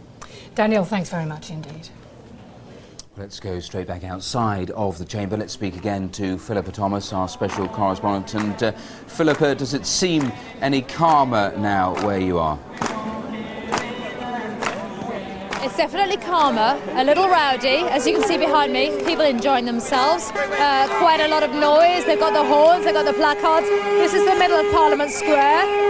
As you can see, they're all having a good time, they're all showing us that they've been having fun. It is getting a little noisy, but I would say if you look right over there, you can just see the police vans, or you could, and it's really not as bad as it was. It's rowdy, but really because of us, rather than anything else. Back to the studio, I think, at this stage. All right, Philippa, we are going to leave it there. Thanks very much. Let's go back into the Commons chamber. Of course, voting is taking place on this second reading, and a few of the MPs just milling around. It takes about 12 to 15 minutes to actually conduct the vote. I'm being told they've been out 7 minutes now, so we're about 7 or 8 minutes, or perhaps a little less, away from the vote, the division itself, when the tellers will come back. And whilst we see these pictures, let me just give you a little more detail in terms of what government is saying about today's protest on the floor, because the Leader of the House, Peter Hain, has just made a statement, a written statement, and let me give you a few of the details, because he said, "I will defend the public's right to access to their MP, but this incident is simply unacceptable. I've underlined in a meeting this afternoon with the Speaker and the Sergeant-at-Arms how deadly serious this incident could have been. Armed police are now guarding the chamber. This afternoon's events highlight the importance of the security review we asked MI5 and the Metropolitan Police to undertake urgently, and whose recommendations are imminent." Of course, that investigation came after the purple powder incident a few months ago, and Peter Hain saying those recommendations are imminent. "We need to tighten common security," he goes on to say, "beyond the changes that have been made in the last few months. Parliament simply must have modernised security procedures." So an uncompromising statement from Peter Hain. He starts by saying that the public must have access to their MP, a point that a couple of contributors have made, but he then goes on in the rest of his statement to underline just how serious the people at the top of government view what has happened this afternoon, and he makes the point, and he's absolutely right, about how deadly serious this incident could have been. We heard Sir Patrick Cormack earlier talking about how it could so easily have been an assassination attempt of any of the front bench, the Prime Minister included, because they actually made direct physical contact. He was one of the people that wrestled one of the protesters to the floor. So Peter Hain absolutely correct in his assessment of just how serious this incident could have been. That statement just issued from the Leader of the House. Yes, these are the latest pictures we're getting now, live from outside the House of Commons. Huge numbers of people gathered there, and New Scotland Yard earlier issued a statement describing what had gone on when a minority of protesters broke through one of their cordons. We saw a number of protesters with blood pouring from their heads after police retaliated, but police stressing it was a minority. Here you can see the scene, very peaceful outside Parliament as they wait for the result of a vote due to take place, of course, on whether in fact hunting with hounds should be banned. That vote delayed by those events inside the chamber. It's now going to take place within the next 10 minutes. The debate, of course, has now finished. Well, when you see these pictures, it is exactly like Sarah Mukherjee, one of our correspondents on the ground, described it, and she told us a short while ago it was like being at two separate demonstrations. What we're seeing now, and those very orderly pictures, and the scene at this location that you're now seeing live pictures of, which was where we saw the ugliest of the disturbances, the ugliest of the protests, and we saw the police using their truncheons in response to what the Metropolitan Police said was an attempt by a minority to try to breach the lines. They even spoke of how barriers, those big steel barriers, were picked up and thrown at them, as our cameraman just moves around to give you a better sense of the geography, because this is a huge demonstration, as Liz was saying, up to 10,000 people there in Parliament Square, as we see The camera crews just walking backwards as they follow this particular group, and it is a fluid protest, the way it moves through the areas around Parliament, and that's why it is, at the end of the day, a very difficult security operation for the Metropolitan Police. Yes, and earlier one of our correspondents, Philippa Thomas, was telling us how frightened many of the protesters themselves were by what was going on. One woman who turned up with a couple of children immediately left as soon as there was any trouble. Let's take you back to the Commons now, because we are hearing that the vote is imminent. Let's listen in. While the vote has been declared. Order. Order. The ayes to the right, 356. The noes to the left, 166.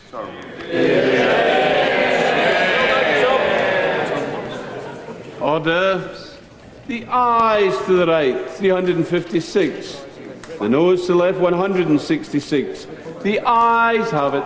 Unlocked. Point of order, Sir Patrick. Mr. Speaker.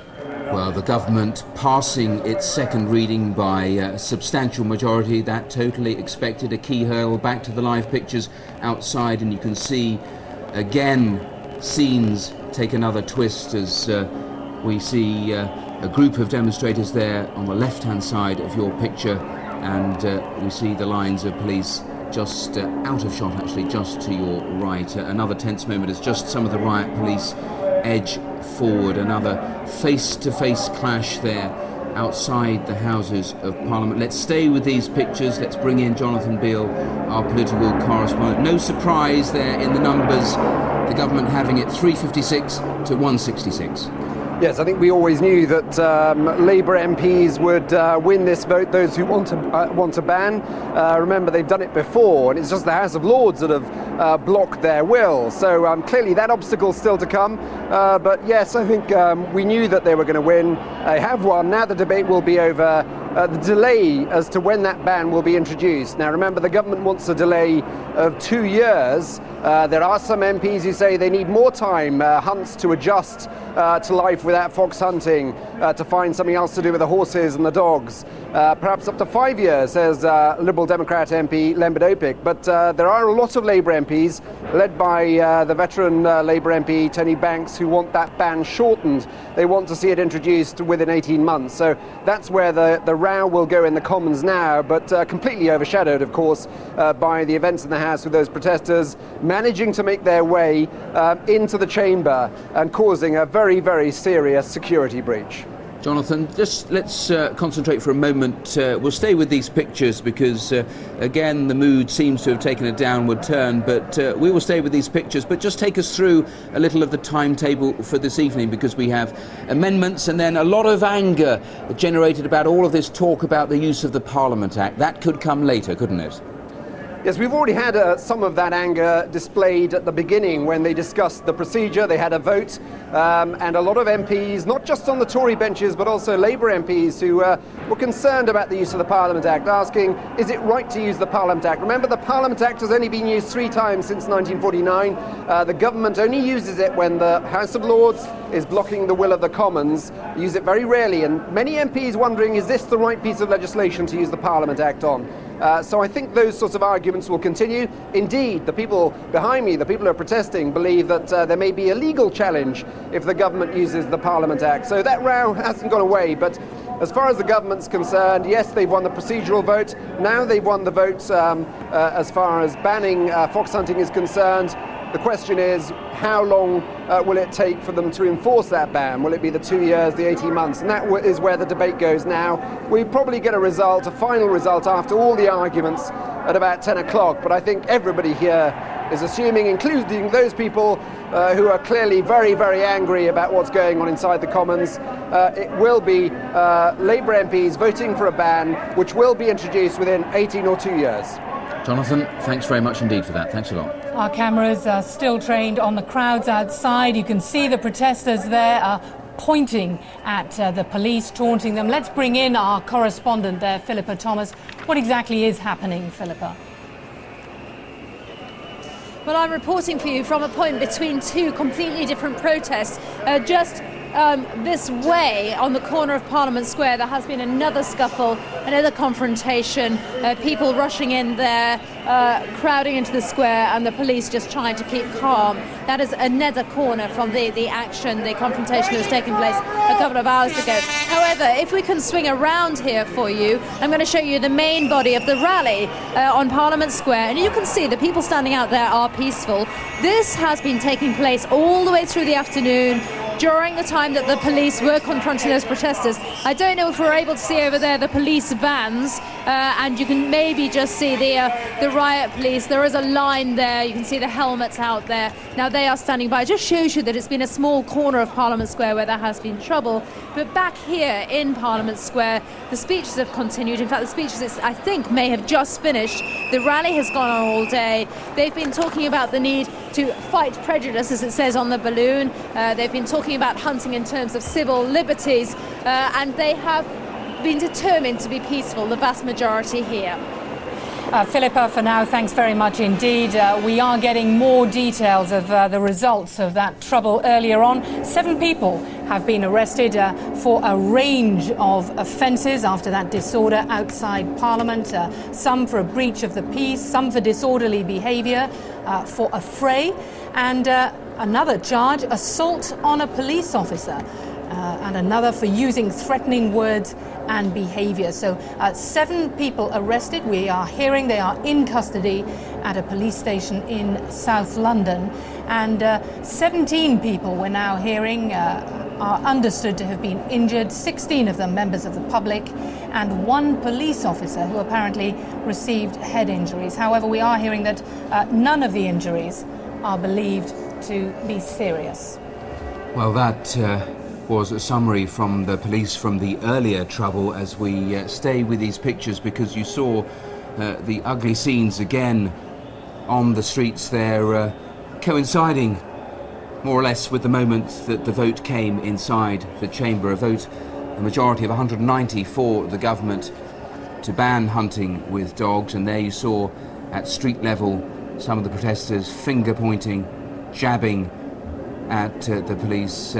At the scene outside, let's take you back inside, Alan Michael, at the dispatch box, because the debate is now starting about whether a number of consequences. It will allow businesses to put off this ban for 18 months, for 2 years. All of those things now being discussed in a 3-hour debate, the various amendments, before the third and final vote that will come in the Commons. And then, of course, it goes to the House of Lords, and that's where the government is threatening the use of the Parliament Act. As Jonathan Beale was saying, the third time it would be used, or it's only been used 3 times since 1949. That's the scene inside. Let's get back outside, because of course it does seem that those skirmishes continuing.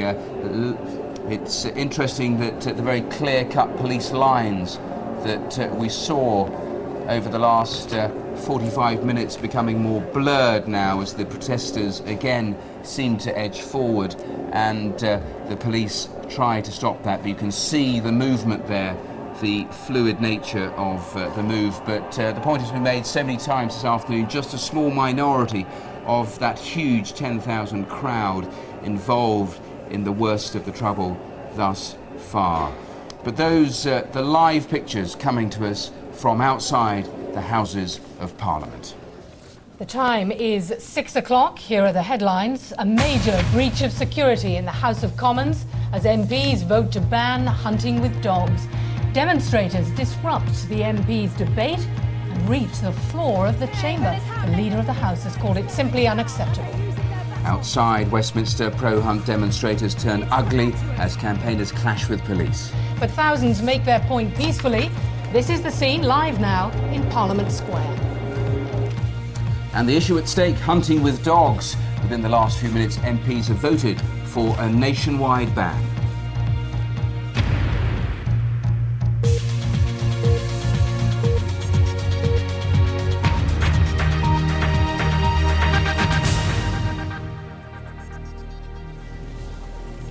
Good evening. There have been extraordinary scenes at Westminster with a major security breach this afternoon. The House of Commons was immediately suspended in the middle of the debate on a ban on hunting with dogs in England and Wales.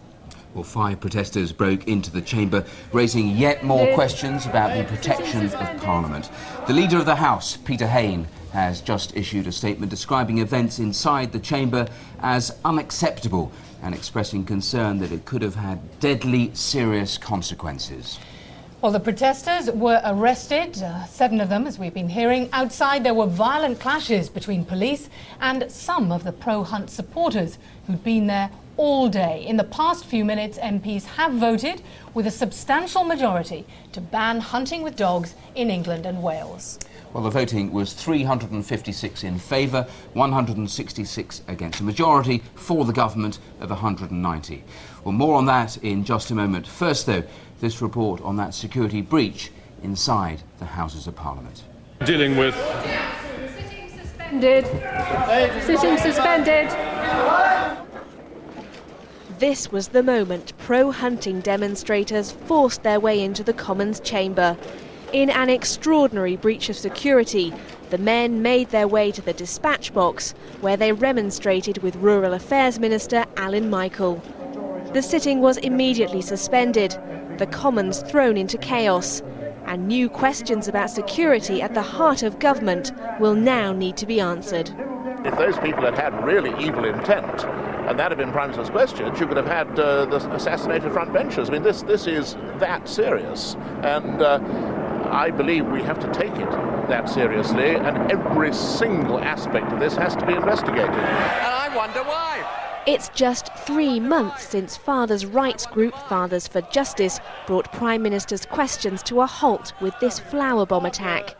It was harmless, but it revealed just how easy it could be for a potential attacker to reach the Prime Minister.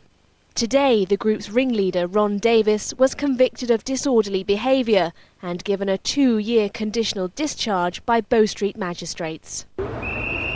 Earlier this week, protesters from the same group broke into the grounds of Buckingham Palace, scaling a wall before unfurling a banner. Metropolitan Police Commissioner Sir John Stevens warned copycat protesters that they could be shot. The Conservatives are now calling for a full inquiry into today's massive breach of security. How long before armed police replace the traditional sword-bearing officers who have for centuries protected Parliament? Colette Hume, BBC News. Of course, that protest is what has dominated the last couple of hours, but of course in the last 10 minutes we've actually had that vote in the chamber after that debate actually resumed. Let's show you again. As I say, it was a majority of 190. Let's see the moment when the result was actually read out on the floor of the House. Well, the vote has been declared. Order. Order. The ayes to the right, 356. The noes to the left, 166.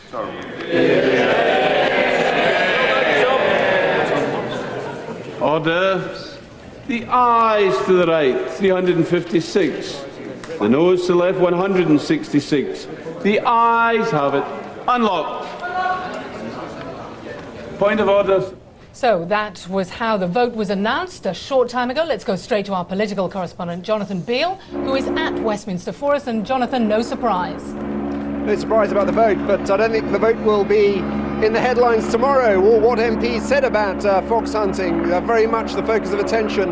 What's going to dominate tomorrow's headlines is what happened inside the chamber as far as those pro-hunt protesters, and outside here on Westminster Square too. I'm joined now by Oliver Heald, who is the shadow leader of the House. You were inside the chamber when this protest happened. What's your reaction? Well, it's clearly completely unacceptable that people are able to come in that way. It doesn't do their case any good, but it raises important security concerns about the Palace of Westminster, and I called immediately for a strong inquiry into this. What should that inquiry do? You've had a number of inquiries already, let's be honest, after the protest by Fathers for Justice. Surely these things should have been sorted out already? Well, I agree with you that we shouldn't have these sorts of leaks in our security system, and the Speaker has said that he's speaking to our head of security later this evening and that he will be reporting back to the House. But this is a very serious situation. Just how serious, to give people an idea of how strongly you view what went on? Well, when you think about the current terrorist threats that all prominent buildings face, the idea that more than 6 people can make their way right into the chamber of the House of Commons makes a mockery of security. So this can't go on, and it needs to be tackled urgently. A lot of people will be wondering who's in charge here. We see police officers, we see, let's be honest, men in tights in there as well. Who is in charge of the security of the House of Commons? Well, MPs, are they in charge? Well, very much the Speaker. He is the person who's in charge, but he gets advice from experts. And I know he's very concerned that this particular incident has happened, which is why he's having the urgent meetings that he is. But no, we can't go on like this. You say he's having urgent meetings. I mean, how soon do you think we will know as to what the outcome of this breach of security, what the effect for the public who want to see their MPs will be? Well, let's hope that we can find quickly how this happened. I mean, it is a difficult period, this, because a lot of works are being done to the House. But no, we do need to get to the bottom of this. And clearly we thought after the incident with the purple flower that changes had been made that would solve these problems, and it appears that they haven't. Let's briefly talk about the debate itself. I mean, you were talking earlier about the Parliament Act being used as the nuclear option. Yeah. I mean, why is it the nuclear option? The MPs there, they've made clear already they want to ban hunting. Why shouldn't they have their way? They're the elected representatives. Well, of course, the House of Commons is entitled to have its way, but the point is that we're also entitled to have a serious debate about the detailed issues involved. Now, with this particular bill, the Minister has previously said that it's unworkable, the Secretary of State has said unenforceable, and so there are concerns about how it will work in practice. And if we don't do our duty and try and make the changes that are needed to make this work properly, then clearly we're abdicating our responsibilities. I mean, from my point of view, as somebody who's against a ban, I still feel that we're entitled to have our debate. And so there's a very strong feeling that this is unconstitutional and the wrong way to do it. Okay, Oliver Hill, thank you very much indeed. Of course, that debate's still ongoing. They're trying to discuss now as to how soon that ban should be implemented. And we'll probably have the result about 10 o'clock. But now back to the studio. Jonathan, thanks very much. Well, our Home Affairs correspondent Daniel Sanford is here now with us. As Jonathan was saying there, the headlines tomorrow all going to be about this breach of security. Pretty radical rethink on the cards. Yes, I mean, first of all, some clues emerging about how it is that these guys may have got to where they got. Some sort of broken security device off the main committee corridor, which is normally the place where you have to have a security pass of the kind that the MPs have and some House of Commons officials. Normally that's what you need to get through the door. But it seems as if that device is broken and known to be broken, but there was nobody on the door checking that people had passes as they came through. That's what Derek Conway, the chair of the Commons Administration Committee, believes is what happened. But beyond that, there is now, in the tone from the statement from Peter Hain, the leader of the House today, Parliament simply must have modernised security procedures. That's the language coming from him. And he has been very much on the modernising wing in recent months. He's the one that's been trying to say, look, we need to truly have a proper, secure House of Commons. And that's been being resisted by some MPs who've said, well, we don't really know if we want to go that far. And they quite like the traditions of the Sergeant of Arms and the old men you've seen there carrying swords around the House of Commons. But I think now probably Peter Hain's going to win the argument, and certainly the police are going to be coming in saying, right, let us do it now. And it is extraordinary when you look at quite how close those protesters got to the front bench, exactly the spot where the Prime Minister stands at question time. Yes, and it's extraordinary. And Peter Hain now saying, OK, well, for the rest of the day, we're going to have armed police around the House of Commons chamber. Well, dealing with... lots of MPs will be saying, well, surely we should have had those all along. Just explain a little more, Daniel, because perhaps some of our viewers may be a little surprised in the first place that it's not the Metropolitan Police who are in charge of security, because we see them in large numbers outside the House of Commons, but inside things change, don't they? Yes, I mean, the House of Commons, the House of Parliament, have been around a lot longer than the Metropolitan Police, who were only founded towards the end of the 19th century, and they police London, whereas the House of Commons has always traditionally policed itself. And it was always been a rowdy place. I mean, hundreds of years ago, one of the rules was that you had to stand more than 2 swords lengths apart, so people couldn't fight with swords in the House of Commons. The trouble is that those traditions, and this is in the views of some of the modernising MPs and certainly of some of the police, those traditions have been allowed to take over the situations to the extent that actually security is not being properly looked after anymore. And while the police can do what they can to put up the suicide bomb barriers around the outside of the House of Commons, to deal with all the security checks as you come in the end, someone needs to, whether it's the police or someone else, someone needs to be taking a serious look at how you actually secure key parts of the House of Commons. Daniel, thanks very much. Well, let's go straight to the House of Commons inside. Let's speak to the BBC's political editor, Andrew Marr, on an extraordinary afternoon. And Andrew, you get a sense of just how serious government views all of this, both from the various MPs that we've been hearing from through the course of the day. But that statement from Peter Hain, they are really concerned by what actually happened on the floor, aren't they? They're very concerned and they're very angry, and quite rightly. The way that the protesters got into the chamber, I believe, which was through the committee corridor and down a back staircase, led them past the Prime Minister's offices. They reached a place where a couple of hours earlier the Prime Minister was standing and the Leader of the Opposition. If they'd been armed, if they'd had a bomb, they could have caused devastation to the politics of this country. They could have removed the leadership, if you like, of both main parties very, very easily. Now, of course, they weren't those kind of terrorists. They were, in the end, protesters of a very different style. But that's democracy's luck. That's Parliament's luck. And MPs are extremely angry about it. Right the way through, I've been talking to people who want a lot of the officials involved in the security arrangements of the House of Commons to go and want an entirely different style of security here. It's already pretty obtrusive, but it's clearly not obtrusive enough. The Leader of the House makes the point that this afternoon's events highlight the importance of the security review we asked MI5 and the Metropolitan Police to undertake urgently, and whose recommendations are imminent. The trouble is that investigation now already out of date, do you think? Well, in one sense it's out of date, you know, talk about bolting the door after the horse has gone. On the other hand, it's absolutely timely, because the Speaker of the Commons, Michael Martin, the Leader of the Commons, Peter Hain, and many others will be looking for a new security blueprint. And MI5, you're absolutely right, have been padding around this place for months, trying to work out how to protect it better. I think we will see, no doubt, I'm afraid, many more armed police and armed officers around here. There are a couple standing only a few yards away from me at the moment. And we will see a thorough overhaul, probably, of the authority which oversees the security here. But in the end, I have to say, the problem is that this is supposed to be a living, breathing Parliament of the British people. If you completely enclose it and allow no people inside unless they're MPs or hacks or officials, what kind of living Parliament is that? The trouble is, we saw those pictures and they will be played many times. I won't embarrass you by asking how many years you've been there in the Houses of Parliament, but have you seen anything ever like this?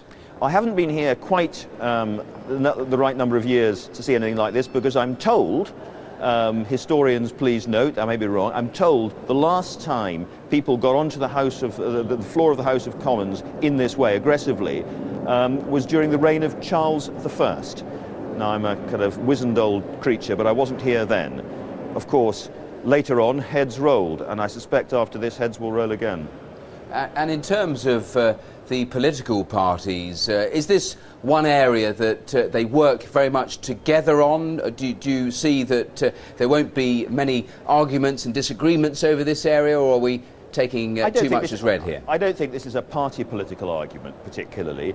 There are MPs who believe that Parliament should be as open as possible, and that these kind of protests are something that you have to live with if you've got a proper democracy. And there are MPs who think there should be a kind of barrier of steel all round, and only people who've been thoroughly vetted and screened should ever be allowed inside this place, and all views between that. I think most MPs feel uneasy and unhappy about the way that they have to live their parliamentary life already, and they will grit their teeth and shrug their shoulders as they realise there's going to be more of this stuff. I mean the security, not the protests, rather than less of it. OK. Andrew Marr, thanks very much indeed. Well, we're joined now by Peter Power, who is a former senior officer at Scotland Yard and now works as a crisis management consultant. And he joins us from our Southampton studio. Very good evening to you. Good evening. Andrew Marr has gone to the core of the dilemma there, because it's not just MPs, of course, who have to be protected, but democracy. What's the answer? I think Andrew's quite right, to be honest with you. You've got three things to consider here. Up until recently, the police would never allow this, but there would be breach of what they call the sessional order, which prohibits any meeting within within a mile of the Palace of Westminster. Secondly, you have to remember that the security of the House of Commons is in the hands of Black Rod, and in the case of the House of Lords, the Sergeant at Arms, and Black Rod for the House of Lords, in which case the police don't get involved in security. And thirdly, the police themselves, I learned a few minutes ago, exercised something called the Scarman balance, where they took a calculated risk today, which by the look of it didn't pay off. So that calculated risk, are you saying it now has to change, and change radically?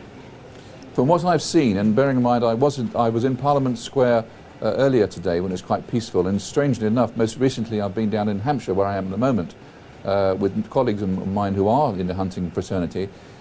The police should really rethink this one, because when I was a senior officer at Scotland Yard in this department, we would never dream of letting a procession so near, because we used to enforce this issue of the sessional order.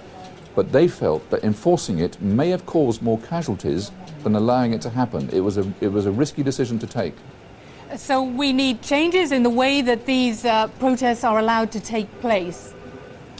Yes, there will be an inquiry into this. The police have applied something called gold, silver and bronze, which is a system to actually deal with this. That worked. But back to my point, the security of the House of Commons is in the hands of somebody called the Sergeant at Arms. And you remember the fiasco we had when they threw bags of powder around, and that was because partly the Sergeant at Arms didn't necessarily take the advice it was given. All right, we'll leave it there. Peter Power, thank you very much. Well, let's speak now to Commander Rose Fitzpatrick from New Scotland Yard. There she is for us. Thanks so much for joining us here this evening. In terms of the wider demonstrations and protests that we've seen outside of the Houses of Parliament, do you have a current number of arrests that you've made? Yes, I understand that approximately 7 people have been arrested for a range of offences, including breach of the peace, some public order offences, and unfortunately assault on police officers. We've seen a lot of ugly pictures in the last couple of hours. How would you summarise what may be a minority of the protesters, but how would you summarise the goings-on outside of Parliament? Clearly, we've worked very closely with the organisers of this demonstration to make sure that the vast majority of people who've come here today can demonstrate peacefully. It's extremely disappointing that a small minority of people in the crowd tried to break through the cordon earlier today in Parliament Square, and police officers were forced to act appropriately to make sure that that didn't happen and that the demonstration could continue peacefully. The protesters were claiming that police had acted heavy-handedly. In your view, in terms of what you've seen and heard, you think that the response was proportionate? What happened this afternoon was that a small minority of the crowd tried violently to break through the police cordon. Officers had to react appropriately to that and to ensure that the demonstration itself could continue to be held as peacefully as possible. And police officers are trained to deal with those situations, and the numbers of officers and the tactics that we used today were those we planned for. You talk about tactics, I'll come on to that in a moment, but should we perhaps review whether it's wise to have these sorts of demonstrations whilst Parliament is sitting? Do we need to look at that again, given what we've seen this afternoon? The Metropolitan Police has a huge amount of experience in planning for demonstrations and in working with organisers. Clearly, on this occasion, we've also worked closely with the House authorities to make sure that Parliament, as far as possible, can go through about its normal business with a minimum of disruption. Yes, but we've seen Westminster Bridge closed whilst there's sit-down protests. We've seen smoke bombs at St Stephen's entrance. We've seen those scuffles. We've seen batons having to be used. We've seen riot police. Is this what we really want outside of the Houses of Parliament, what is supposed to be the most secure building in this country? Clearly, as I said earlier, our aim has been to make sure that this demonstration can take place as peacefully as possible, and it is extremely disappointing that a small minority of people have seen fit to behave inappropriately on an occasion when the vast majority have come here to make a peaceful demonstration. I don't know how many officers you had on duty this afternoon, but do you think that you had enough, given some of the pictures showing just how fluid the scene was in terms of the crowds moving and the police having to respond? Do you think you had enough numbers on the ground? Those who've planned for the policing for this demonstration are hugely experienced, and our plan and our numbers have been sufficient to deal with all of those things which have happened today. We are able to deploy a large number of officers and to do so flexibly to deal with anything that might arise. Just tell our viewers, because some of them may not know exactly how it works in terms of securing the Houses of Parliament. Where does your jurisdiction end, and where does Commons security actually take over, given the events we saw inside of the chamber? In relation to the incident which took place inside the chamber earlier today, clearly the responsibility for security in the chamber rests with the House authorities. We work very closely with them, and as I understand it, the Speaker of the House of Commons has undertaken to report back to the House about the particular incident that happened today. When you say you work very closely with them, what does that actually mean? What that means is that we work under the authority and the responsibility of the House authorities for security inside the House, and we work very closely with them in planning for eventualities and events. Is it time perhaps for the Metropolitan Police to take over security right throughout the palaces of Westminster, given what we've seen? I think it really would be inappropriate for me to comment, given that the Speaker has undertaken to come back to the House with a report on today's incident, and in fact there is a review of security generally taking place, a joint review between the Metropolitan Police and the House authorities. It would be inappropriate for me to comment any further. Peter Hain has said in his statement tonight that armed police are now guarding the chamber. Presumably that is armed police from the Metropolitan Police, is it? And presumably that will continue through the course of the rest of this evening? Well, clearly the Metropolitan Police has a responsibility for policing London, but I can't comment on the particular deployment of police officers around and in the House. OK. Commander Rose Fitzpatrick, thanks though for your time this evening. Thanks very much indeed. Thank you. Well, the protests both on the floor of the House and, of course, outside, where all those protesters were gathered and where a minority broke through the police cordon, have certainly provided a distraction from the main debate. But after they were forced to break off while those protesters were removed from the floor of the Commons, MPs did eventually vote for a complete ban on hunting with dogs in England and Wales, a majority there of 190. Joining us now is Rob Atkinson, who is the head of wildlife at the RSPCA and who joins us from our Westminster studio. Very good evening to you. Evening. Good result then for you. Yes, it was a good result. It was a result that we predicted, and it's the result that we've been waiting for a long time. The total ban has got to happen, and it looks like it's going to happen. We're pleased. Nonetheless, if we look at those scenes, both inside and outside the House of Commons today, we can see what passions this has aroused in many of those people who live and work in the countryside. Is it going to be difficult in that case to enforce? There was a small minority of demonstrators who saw fit to do what they did. There's been debate now for 7 years. This has been one of the most debated issues in Parliament. It's had 2 consultations. The bill has come forward before both houses. There's been ample opportunity for democratic debate. The business is over and done with. The vote's been taken place. It'll happen again. Well, it may be over and done with for you, but we have heard from many of those protesters, part of this huge body, the Countryside Commission, that they are going to carry out a campaign of civil disobedience. I think that's despicable. If anything, if what we saw today was anything to go by, if they break the law, then they're going to have to suffer the consequences. You are a criminal once you break the law. The law does not criminalise people. It's up to them to make themselves into criminals. We have those seen in Scotland, haven't we, where a ban has been in force for some time now, that many of those hunts have continued. In fact, the majority of them have continued, and there they simply hunt with dogs and then the fox is shot. So it's not a complete answer, is it? Well, yeah, but that's a different law up there. I mean, one of the hunts is believed to have disbanded, another has gone over to drag hunting. The others are not allowed to hunt foxes and kill them with hounds. That was the law up there. The law down here that's being put before Parliament is much stricter. There won't be anything like the things that are still happening in Scotland, from my understanding. And of course they will now continue to vote on amendments. The government wants a delay before bringing this law in. It could be 2 years, it could be 18 months. What do you think of that? Well, there's been 7 years, really, to plan for winding down the kennels. There's no reason for a delay. It just gives a longer opportunity for suffering to occur to the animals that are being hunted. I am far from convinced, from what I've seen, that the hunts would take the instruction of Parliament and willingly wind down their own operations. It doesn't look like it's going to happen. We need an immediate ban with immediate effect. Bob Atkinson from the RSPCA, thanks very much.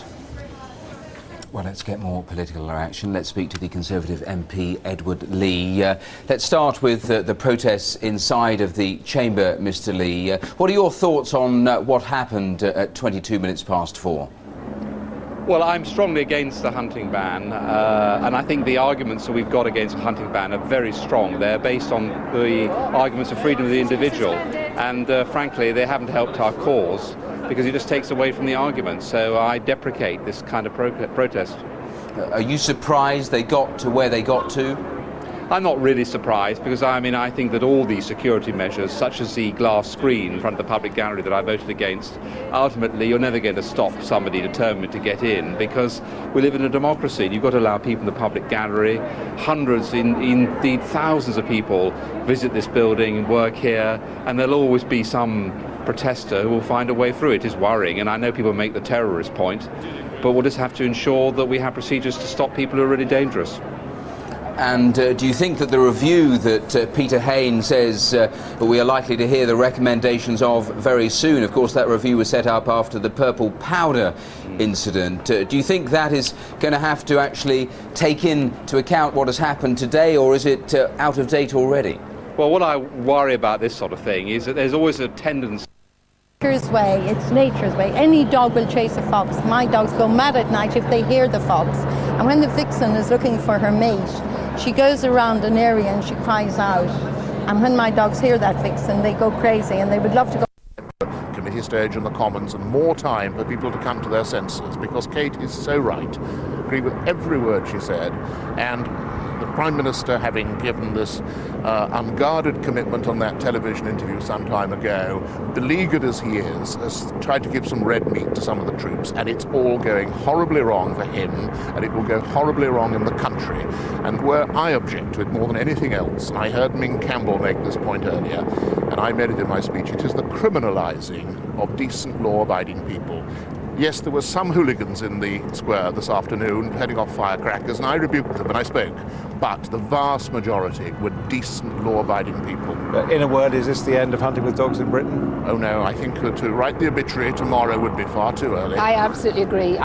We will still be around, and this is going to go on and on and on. Thank you both very much indeed. Well, that's a situation from two MPs who, of course, oppose the way the Commons is voting today. Back to you. Adam, thank you very much. Right across the other side of Parliament Square here, there are still a number of protesters around, but I have to say the street sweeping machine's already out, which is a bit of a sign that it's almost all over, and I've seen quite a lot of the police starting to head back to their vans, so they obviously feel that the thin blue line outside the Palace of Westminster is held as far as they're concerned. Well, let's go over to Scotland Yard now. And Sky's crime correspondent Martin Brunt's there. What are they making of it down at Scotland Yard, Martin? We've just watched some of those vans full of police officers coming back with looking rather battered, eggs all over the front of their vehicles. They're looking a bit weary, but as far as the senior officers are concerned, they're saying very little officially, but I detect a real sense that they were not, the police this is, responsible for the security inside the House. I mean, this is the crucial issue. The point is that while Parliament is sitting, they say, not allowed into the chamber or near to the chamber, so the responsibility for letting those protesters into the very heart of the House of Commons is somebody else's. I mean, that's broadly the view of the few officers I've spoken to here. Officially, they're going to let the review take its time and will contribute to that, but I think that at the end of that review there really is going to be a big call for perhaps the police to take control of security inside and out, or at least for one body to take that responsibility. I think there's a view, as we saw at the Palace of Buckingham Palace 2 days ago, that it's a bit farcical to have different bodies responsible for security inside and outside a particular building. And of course we have that almost farcical scene, I suppose, of the men in tights with their ceremonial swords dangling by their sides as they're trying to run across the chamber and tackle those protesters. I mean, that's a rather ridiculous situation to have to rely on people like that, who probably wouldn't even know how to use those swords if they were able to draw them to defend themselves. I think if there's anything positive to come out of this today and Monday's events at Buckingham Palace, it's that minds will now be concentrated to find a way around these loopholes in security, and they've been exposed by people who haven't been bent seriously on committing serious damage or serious harm, and we survive without having terrorists breaking into these buildings, and the review, everybody will hope, will make sure that when terrorists do try to penetrate those kind of buildings, they will be stopped by a much more efficient security system. Martin, after the Met Police watching Batman scaling Buckingham Palace on Monday, and then men in tights with swords running around the chamber trying to round up the huntsman this afternoon, the Met must be itching to get hold of these security problems and sort them out, mustn't they? Well, I'm sure some of them will, some of them won't. I was just talking to a senior officer a few minutes ago who said, yes, there is a need perhaps for us to be doing it, but you know, I don't know a senior officer who would want that responsibility. I suppose the Met is the obvious body to take charge, but we've had Prince Charles in the Times newspaper this morning suggesting that the army should be put in charge of security, at least at Buckingham Palace and perhaps other royal households. So the palace, the royals will have a view on what happens in terms of royal security. They have an important voice on who protects them, but I suppose the vast majority of people, I think, will assume that the Metropolitan Police are probably the best body to do it, or at least some other professional security organisation, and not men in tights hampering their progress.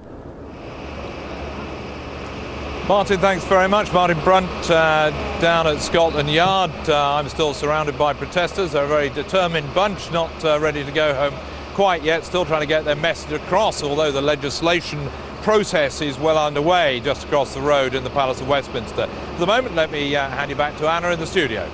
Jeremy, yes, thanks very much indeed. So while the clashes were taking place outside, 5 protesters, as we've heard, were making their way to the heart of Parliament, breaking into the Commons chamber. And given that security was supposed to have been tightened after the purple flower attack back in May, the key question is, how did they get in? Well, Paul Bremley worked there for many a year and knows the corridors very well indeed. Also here in the studio with us is security expert Steve Park.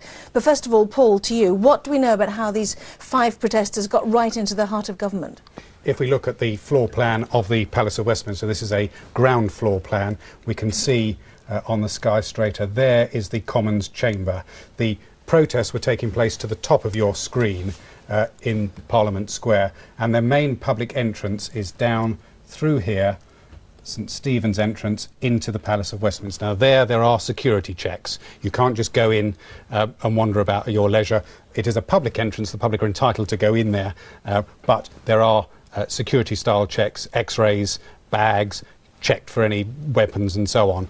Then the group of protesters, and we think obviously more than 5 that actually got into the Commons chamber, then proceeded down the main corridor into the central lobby. This is the sort of hub of Westminster, the very heart of the Westminster village. It's always busy all times of day and night with MPs, peers, secretaries, officials, even journalists running around talking to each other. But the protesters then carried on down along the corridor and up a flight of stairs here, which led to the upper committee corridor, which is up here on the first floor, overlooking the River Thames. They continued down that way, and then there is a security door at this point here. And we now know that security officials have found a door had been broken. The protesters continued down a flight of stairs that brought them to this area. Now, if I just clear the screen, you can see the protesters were in this area here, behind the Commons chamber, and very close to this corridor, which contains the MP's offices, including the Prime Minister's. That's how close they got to where all the senior politicians of both major parties sit. The group of protesters, we know that 4 got into the Commons chamber by this point here, which is by the voting lobby, the division lobby, round the back of the Commons chamber.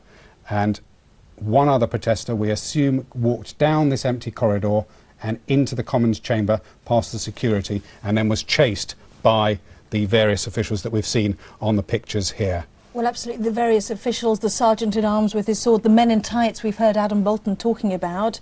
It looks pathetic in terms of security, given that this could have been a very major incident.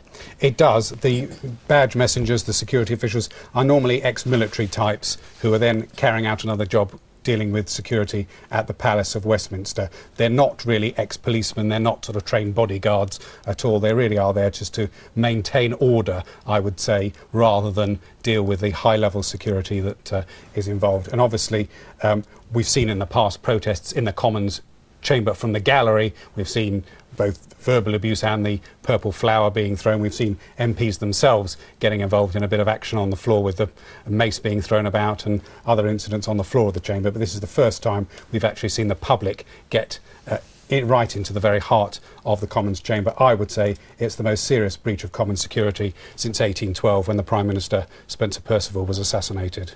Well, it doesn't get much worse than that, does it? Paul, thanks for the moment. Steve Park, the most serious breach of common security. What did you make of the pictures you saw? I think absolutely astonishing. I think it's, in the 21st century, we need to play with 21st century rules. We've got the technology to be able to install in these buildings. It's not being used. CCTV and infrared lights are not good enough. We're relying on security staff, which we've just spoken about, which are not adequate to do this job. The security staff are not going to challenge anybody who's going to run past them, certainly with the use of force.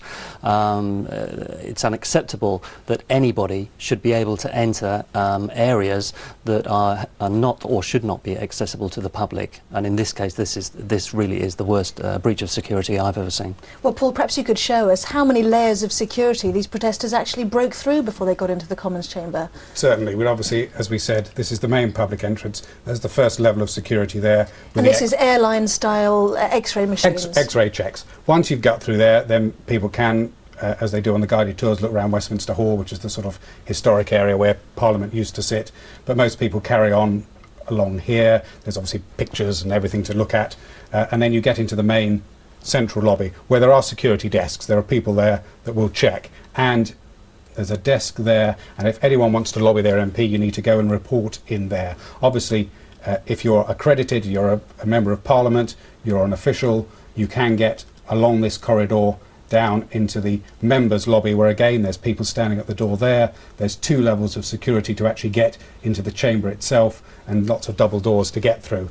But the protesters got down this way, and then this area, the upper committee corridor that we were talking about, currently building work is taking place there, so there wouldn't have been the normal level of security that there would be in the past. Paul, thanks very much indeed. Steve, perhaps more from you later on. Thanks very much indeed. Back to Jeremy.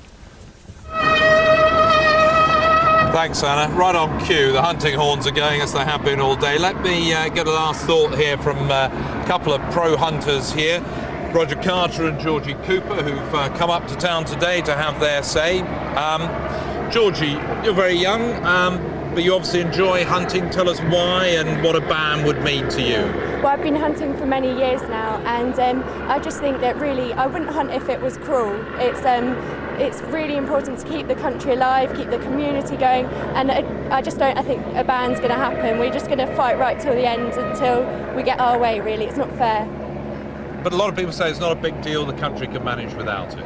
Well, I disagree, because it's been this way for very many years now, and I just don't think anyone really understands how serious it is and how important it is to our communities in the countryside. Give us a feel of what would change. I mean, how the countryside would change if there wasn't a hunt around. I mean, it's not easy for a lot of people who live in towns to understand. No.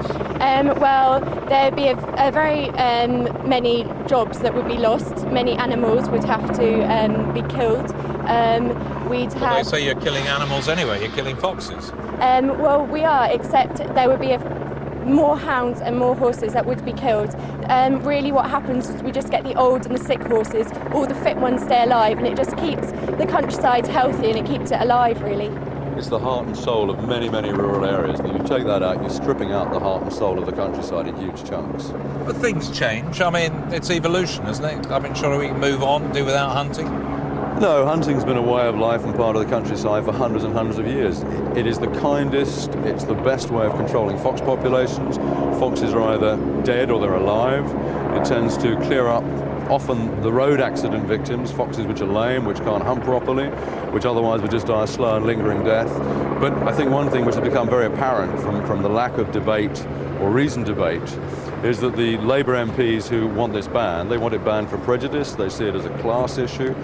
I don't believe any of them actually give a damn about animal welfare. If they did, they couldn't possibly vote for hunting. Is it a class issue? I think it is. I think it's a residual class issue with a lot of the Labour MPs. And I think what's probably complicated the issue slightly is that the Labour Party took this £1 million from I4 for a ban 7 years ago. And indeed, it's well known that some of the most vociferous Labour MPs, either have family connections or have their private offices funded by anti-hunting groups. If they were part of a county council or a borough council, they wouldn't even be allowed to speak or vote on it because the law would prohibit them from doing it. But in Parliament, they seem to think that they're above the law and they can set out to make an unjust law. But I think that they don't realise that they may have bitten off an awful lot more than they can chew. What have they bitten off? Who have they taken on, in essence, here?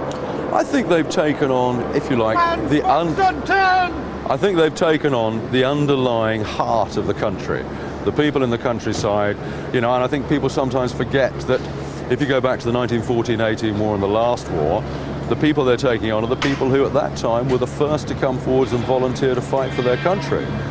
People who are full of steel. They may be slow to become angry, but that anger, when it's there, will be very long-lasting, and they won't quit. I was going to say, as Georgie was suggesting earlier, I mean, you're going to try and carry on, even if there is a ban. Is that ban not enforceable? I think that if Parliament, and the particular instance we've got here where something is being rushed through, it has nothing to do with making law, it's more of a sop to the backbench Labour MPs, it will be an unjust law. Unjust laws should not be supported by law-abiding people. It's almost a duty for people to stand up and say, this is wrong, and fight it. We will carry on hunting. And sooner or later, Parliament will realise the error of its ways. Roger Carter, Georgie Cooper, thanks very much for explaining your side of a very divided story. But today, from the MP's point of view, of course, they have begun the process of bringing in the legislation that is called the Hunting with Dogs Bill. And if that goes through the full process, sometime in the next 20 months, it is likely to be a full enforceable ban in this country on fox hunting, on hunting stags and also hare coursing. And of course, those MPs saw the strength of feeling very closely today when the protesters took their case to the very floor of the House of Commons. 5 protesters broke in and made their case right before the government front benches. More on that after the break. You're watching Sky News. We welcome back our viewers from Ireland, and these are the top stories. 5 protesters have broken into the House of Commons chamber as MPs prepare to vote on a bill to ban hunting. They managed to confront the Minister for Rural Affairs, Alan Michael, before being wrestled to the ground. Outside, there have been violent clashes between pro-hunt supporters and police. Officers batton charged a group of protesters as missiles were thrown. Well, as I say, we now welcome back our viewers from Ireland after your programme there. And today's break-in at the House of Commons exposes once again an embarrassing flaw in security. Procedures were meant to have been tightened after that purple flower bomb attack back in May on Tony Blair at Prime Minister's Questions. But taking a look now at Commons security, here's Sky's Joey Jones. We are here dealing with... Sitting suspended. Sitting suspended. No one needs reminding, it isn't the first time protesters have brought their message directly into the chamber of democracy. Again, Parliament's security arrangements have been made to look shambolic, frankly, amateurish. Once again, the Speaker's office has ordered an inquiry. And even as the demonstrators were led away from the chamber, the Home Secretary and Leader of the Commons were meeting to decide that a new head of security for Parliament was urgently needed. It was a disgraceful incident. It was and I did modestly help the attendants when they were getting them out. And I told the people, I went up to them and told them that they were absolute bloody disgrace to their cause.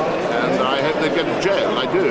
But, you know, there are 2 dimensions to this. One is that it's a wholly unacceptable way to put your cause, but the other is that it's a terrible breach of security in a building that has now shown itself to be extraordinarily vulnerable.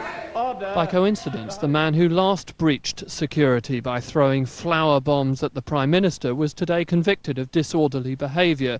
He got a 2-year conditional discharge. He was from the same pressure group as Batman Jason Hatch, who embarrassed police at Buckingham Palace a couple of days ago. Think back to the Greenpeace protesters who climbed up Big Ben earlier this year as well, and no one could claim the nation's key buildings are being adequately protected. Even so, police do face an unenviable dilemma in the face of such demonstrations, criticised for letting them through. The criticism might have been even harsher if these boisterous young men, for example, had been shot as terrorists. Joey Jones, Sky News. Well, let's get more on that now. Conservative MP Derek Conway joins us live from Westminster, former Tory whip and now chair of the Accommodation and Works Committee and consulted presumably on security matters in the House of Commons. What did you make of today's incident? Well, it wasn't a lucky strike by these characters. They clearly knew exactly where they were going, and the places they were getting to they could have only found out about them with inside information and inside assistance, because they were areas of the palace which are not on any of the public tours, for example, around the building. And in fact, some of the areas they were in, a lot of my colleagues as MPs don't even know exist.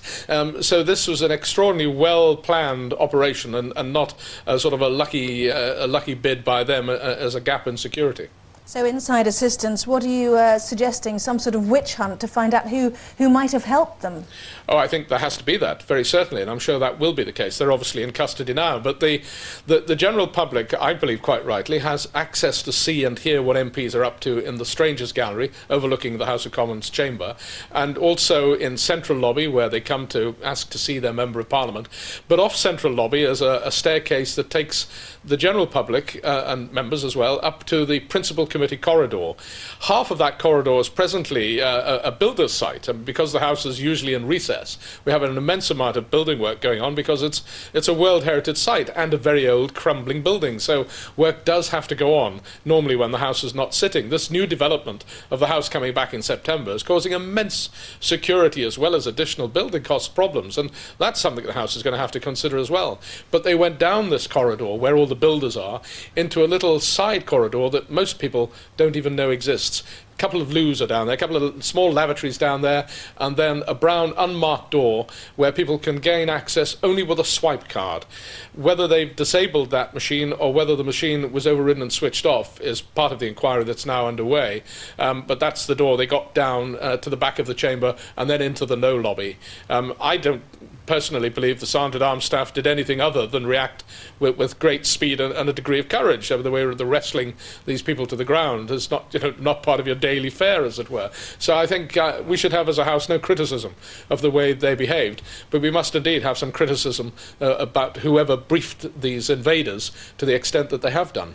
No criticism of the way the Sergeant-at-Arms and his team behave, but are they really the right people to protect the government of this country? Well, it's, of course, not just the Sergeant-at-Arms around the place. There are lots of policemen with guns and all the rest of it standing around. But it's the balance is the problem, you see. I mean, a lot of your viewers will be saying, what's the matter with these people? Why can't they just seal everything off? But, of course, if we do that, it means the public don't have access to their parliament to hear what we say and what we do. And many members of the House of Commons feel very, very strongly, and I think rightly, that we don't want to make the place hermetically sealed. So it's just like a sort of an 18th century gentleman's dining club. It's none of that. It has to be open to the public. And it's how we balance that openness with the need to make sure that these kind of accidents that happen don't occur. But, of course, human nature, it will always out. I mean, nothing is 100% impregnable. I mean, I think that would be a demand too great.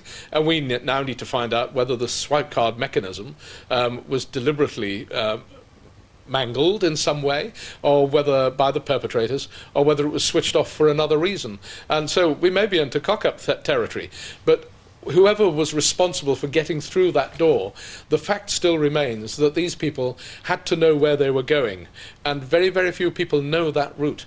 And so that, I'm afraid, does point to inside information. Just stay with us, Derek Conway. Let's just bring in now Labour MP Graham Allen, who I know is calling for an urgent review of common security. And in fact, you want the whole chamber redesigned, don't you? I think there are two very distinct problems here, and we shouldn't confuse them. Firstly, there's a public order problem in Parliament Square, where we see policemen being abused and beaten and hit by demonstrators. And then there's a security problem for the House of Commons. The Parliament Square problem is that Parliament itself has been weak-kneed and has allowed this shanty town to develop on Parliament Square of ragtag and bobtail demonstrators, which was never allowed several years ago. And we need to restore order to Parliament Square so that extremists can't demonstrate in Parliament Square and have very close access to the House of Commons. That's the point number one, as it were, in terms of public order. Inside the House of Commons, we've got the worst of all worlds at the moment. We've got the ordinary elector finds it very difficult to get into the House of Commons. There's nowhere comfortable for them. It's not easy to see your Member of Parliament. And yet the extremists and the demonstrators can get into the chamber of the House. And my answer to that is to really annoy the terrorist and the extremist demonstrator by improving access to the House of Commons. Very easy way to do that. You build a glass walkway all around the chamber of the House of Commons, so that we can have more people going round in the House of Commons, seeing the House at work, being made comfortable, being able to get a cup of tea, etc., as they need to. And having more people coming into the House of Commons will really spite the terrorists and the extremists. So that's one way to do it. Why don't we have a competition, a design competition, to actually make sure, after urgent measures have been taken, to make sure that we have the best architects in the land designing out, as far as we can, the terrorists and those who will breach security. So I think there's a lot of thinking we need to do, but it's not going to be good enough just to go back to the old ways, either public order-wise in Parliament Square or security-wise in the House of Commons. Well, let's get some immediate reaction to that idea from Derek Conway. What about a glassed walkway all the way round and increasing access? Would you feel like you're a bit of a goldfish then? Graham is right. It was one of a number of options that my committee looked at and the architects put to us. I mean, there were options to completely encase the chamber, if you like, in a protective glass, but not many MPs liked that. And when we put to Parliament, I had to introduce a report on the floor floor of the House, putting a new screen across Strangers Gallery, the public gallery, Strangers Gallery we call it. And I mean, that was bitterly resisted. A lot of MPs really argued very much against it. I got a pretty hard time, and the measure was only approved with a majority of 20. And that the final screen will be built next year. But the thought of encasing the entire chamber in like a goldfish bowl, I'm afraid not many MPs signed up to that. I think Graham is right. We want to try and make sure that people can visit Parliament. But I mean, the trouble is, we're working in a building which was designed for an era when even journalists weren't allowed in, let alone the general public. So the building itself was never conceived for the sort of public access which we as MPs now want our constituents to have. I have a London seat and I get dozens of school groups and Rotarian groups and all this sort of thing coming up, and they love the place. I mean, it's part of our nation's history and we want people to come and see it. And I think as MPs we just have to, sadly, be a little bit more imaginative about how we do that. But it's not easy in a building which is an ancient palace. This is not a purpose-built tourist attraction. Sadly, in the days when it was built, tourists weren't allowed anywhere near the place. Graham Allen, you said the first big problem is really to restore order in Parliament Square, but it's my understanding that this government has relaxed the rules and allowed it to become more liberal, simply to allow people to feel as though they can protest right next to the heart of government. Well, I think that's totally wrong, and Parliament now has to be more robust in its attitude towards these things, particularly public order in Parliament Square. I'd actually like to see Parliament Square restored as an open space, or actually made as a building site for the Supreme Court that we're introducing. But, Derek's got to face up to the fact members of Parliament can no longer be fuddy-duddies and expect things to be as they always were. Times have changed. We need to look to the future. It will mean a radical solution, and I think it will mean that someone's going to have to come in and say, keeping this as a gentleman's club where we hope the world goes by us, we look back on our history. I want a Parliament for the future. I want a Parliament that is not only secure, but allows more people in and allows more access. And that's going to need some radical change, and it will mean members of Parliament facing up to the, sadly, post-9/11 situation and building in our democracy. Yes, and Mr Allen, do you think, given the security breach today, your fellow MPs might be more persuaded to greater security there? Well, I think after the first breach, you would have thought that members of Parliament would have adopted a more radical line on this. And now, after this one, it could have been an absolute disaster. One of those youngsters today, let's say, had an hand grenade or some poison chemicals. We could have been looking at an absolutely appalling tragedy and talking now about loss of life. I think 2 warnings are enough.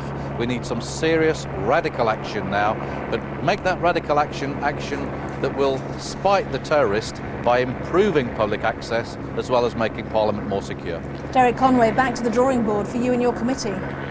Well, yes, I mean, none of us, you're not electing the Pope here for infallibility. We look at the options that our officials and advisors put up to us. Architects have crawled all over the building and given us various options. But, of course, as with everything else in life, it also comes down to money as well. I agree with lots that Graham has said, because at one stage, people coming to the House of Commons weren't even allowed to go near a loo, let alone have a cup of tea. So I think we are making progress, but we're making progress within a very small building, in actual fact, given the scale of the people. I mean, about 2,000 people a day go just on the sort of museum route, if you like, and we welcome all that, but we have to accept, it's not as big as, say, the American Capitol Hill. It's not the Taj Mahal. It's actually quite a small building for the number of people who are now coming to it.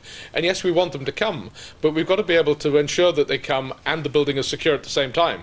And that is a very, very difficult thing to arrange, I'm afraid. It's not going to be easily done either by Graham Allen or by Derek Conway. I mean, it's, none of us knows how people can wheedle their way into a system.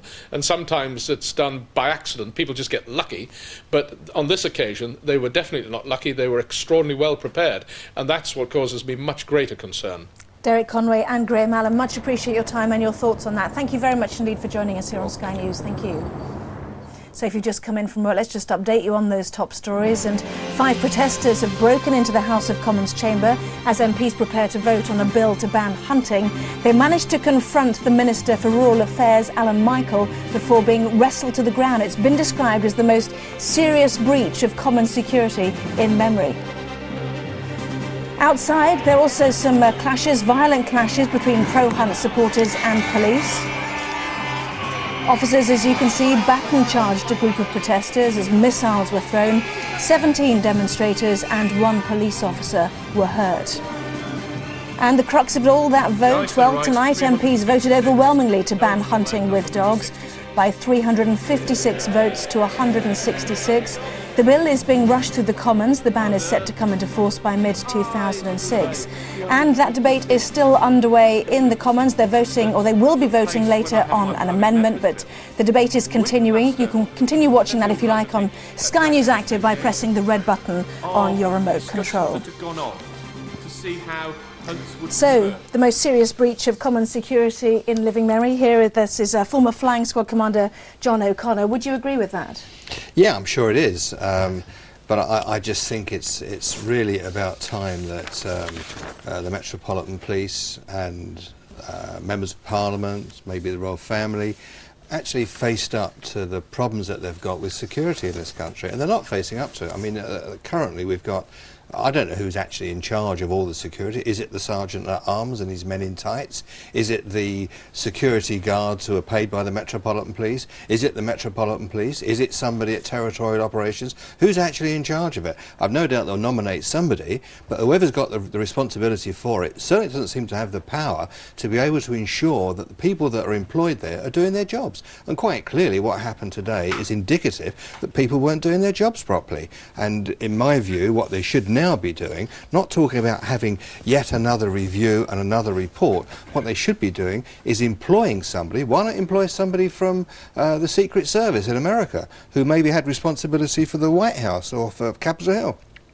Employ somebody. We employ a guy to run the railways for us, run the underground. We've employed a guy to tell us how to run the police. Why don't we get somebody to tell us how to do security? Because it's patently obvious to me that we don't know how to do it, and we're not getting any better at it. And it's not the first time, is it? It's the third Indeed. major breach in 6 months on the Palace of Westminster That's alone. right. Two men scaled Big Ben in a protest to mark the Iraq War back in March. We remember the Purple Flower attack back in May.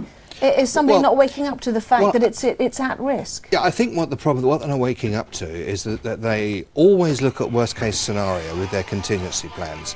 So they're looking at the potential terrorist attack, and I've no doubt that the Home Secretary and the Commissioner of Police are quite right that had Batman been a terrorist, he would have been shot dead. But that's never been their problem. Their problem has always been the attention seeker or the enterprising journalist trying to test security. What I can't understand is why that's not included in their contingency plans, because that's where the major problem is. Again, like today, you need people, some form of a snatch squad, who are able to go in and stop people from demonstrating and making this country look an absolute fool in the eyes of the rest of the world, and that's twice now in 2 days. That's what they need. They need somebody who's able to operate as a police officer with a non-lethal means of arresting somebody, and they don't seem to be able to do it. They must have seen yesterday with the guys climbing over the railings. Why weren't they just arrested? Well, we heard from one of the protesters outside in Parliament Square, actually, that their campaign, the Hunt campaign for civil disobedience, is going to continue. We know the Fathers for Justice lot, they're going to carry on their campaign of civil disobedience. Are they all feeding off each other, do you think? They see what's possible? I think that's probably right, and I think from the 2 interviews you've done earlier with MPs has indicated, I don't think that particularly the Tory MP has still fully grasped the nettle of how serious this is. That, you know, he's still talking about, well, yeah, we want the public to have access, and we want MPs to be able to go around unimpeded. Well, it's not like that anymore. And I think the Commissioner does need additional powers, like on a day today where the pro-Hunt lobby were demonstrating, and we've seen demonstrating violently. He should have the power to say, right, no public admittance to the House of Commons. And he should be able to do that, and do that on symbolic dates when there's likely to be some form of a demonstration. Because quite clearly, with the problems that they've got now, they're not going to be able to design this sort of stuff out. The only way they're going to do that is to actually prevent members of the public from going in there, and nobody at this stage wants that. John O'Connor for the moment, thanks very much indeed. We will return to that subject in just a few minutes, but first of all, let's catch up. Very latest sports headlines, here's Charlie. Anna, thanks very much. Good evening to you. 2 more English clubs in Champions League action this evening.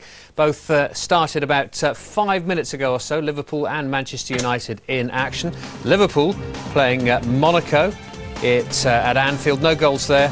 And still goalless in the match between Deportivo and Olympiacos. As for United, they're playing Lyon at the Stade de Guerlain, no goals there, or at the Fenerbahce game against Sparta Prague.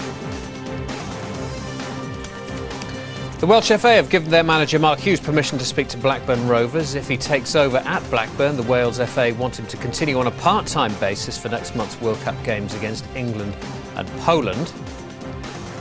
No surprises in the ICC Champions Trophy today. The West Indies beat Bangladesh by 138 runs, set 270 to win. Bangladesh all out for 131. Merv Dillon taking 5 for 29. Elsewhere, Pakistan beats Kenya by 7 wickets.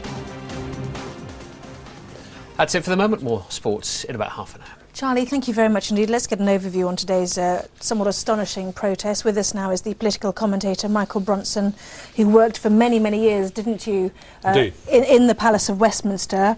It's been described, hasn't it, as the most serious breach in living memory in that building. Why so? It is without question the most serious breach, because every other protest has not involved the floor, the chamber of the House of Commons. The powder came from the gallery. The bags of manure that we remember sometime back came from the gallery.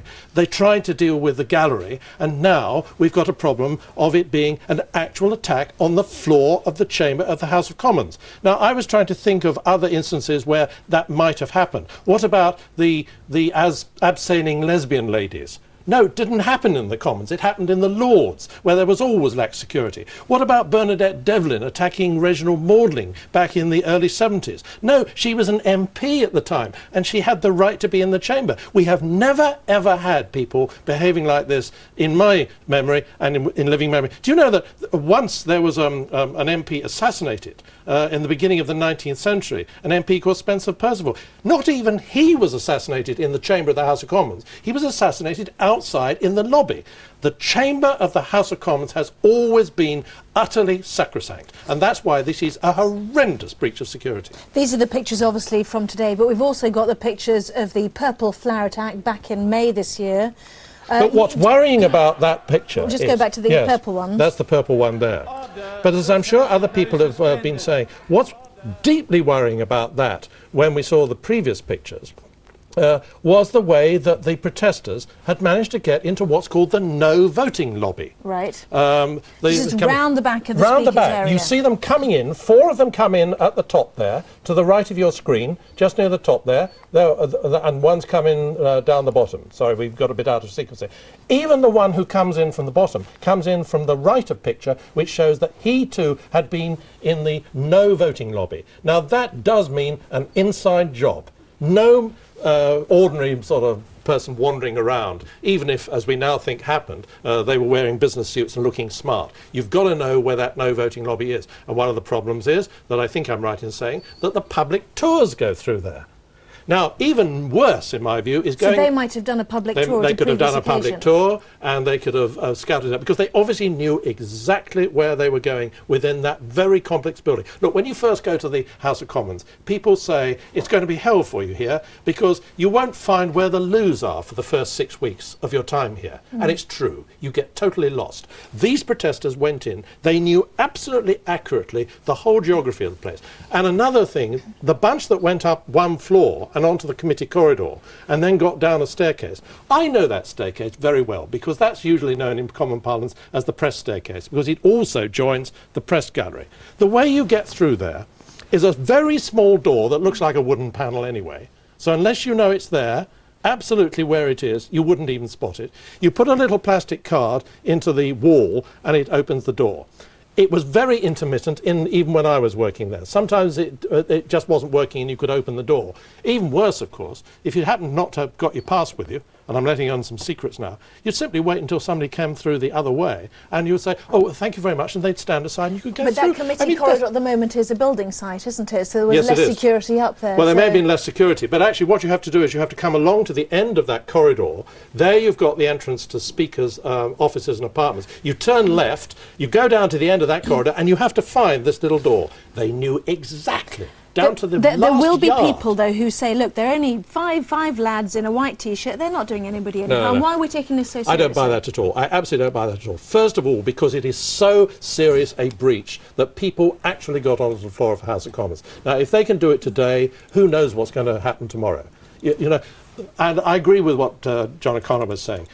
MPs have got to get real about this whole security business. It is no good having men in tights dressed up in 18th century uniforms doing it. Do you know the man who sits at the entrance door to the chamber? There's one badge messenger, as they call. Of course, one of his duties he has to do is he has to be ready to provide snuff for any MP who wants it. Let's have less worrying about the snuff and more worrying about security. Lots and lots of questions. Come back with all the very latest pictures from the protest in just a couple of minutes here on Sky News. Don't go away.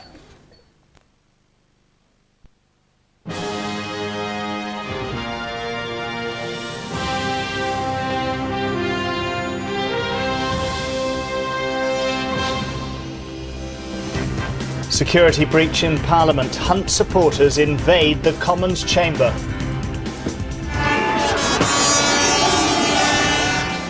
Outside, there's blood on the streets as police clash with pro-Hunt demonstrators.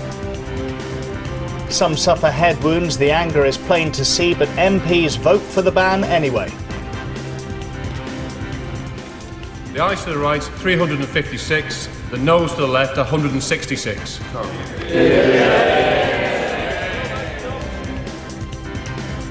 Also tonight, they spent 8 days adrift at sea. Tonight, this lucky crew tell their story. We bailed and we bailed, but we failed.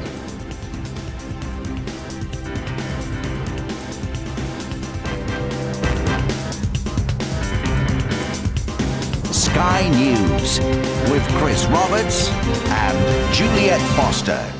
Very good evening. There have been extraordinary scenes both inside and outside Parliament today as MPs finally banned.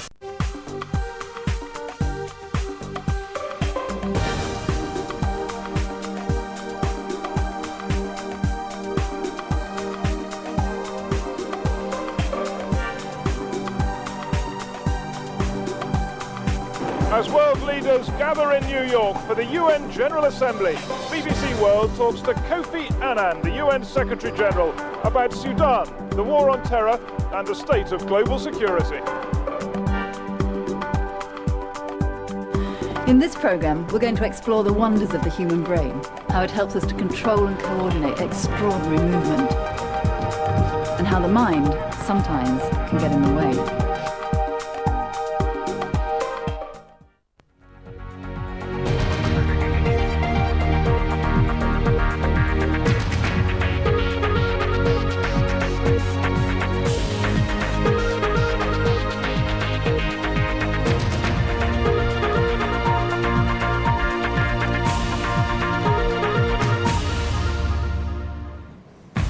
Extraordinary scenes in Britain's House of Commons as protesters bring proceedings to a halt. Intruders in the chamber opposed to a ban on hunting with hounds expose security flaws. As the violence in Iraq goes on, American and British commanders meet to plan strategy. 3 Americans are convicted of running an illegal private jail in Afghanistan.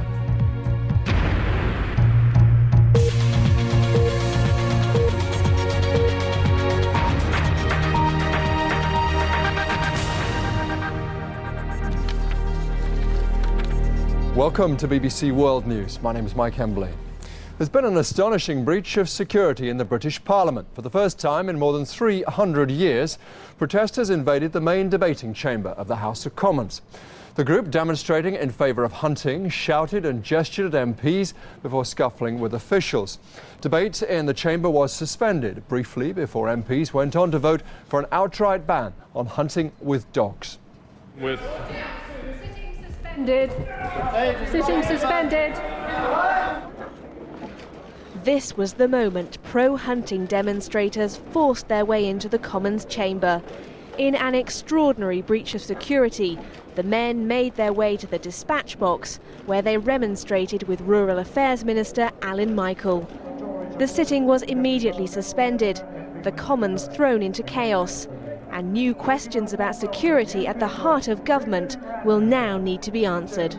If those people had had really evil intent, and that had been Prime Minister's questions, you could have had the assassinated front benchers. I mean, this is that serious, and I believe we have to take it that seriously, and every single aspect of this has to be investigated. While inside the ancient Palace of Westminster, protesters fought with officials, Outside, hundreds more furious and desperate people vented that fury on the state. Protester faced police officer in a pitched battle for the right to hunt foxes with hounds. At least 19 people have been injured. Police say 11 arrests have been made. Place the kick and lead, hits me over the head.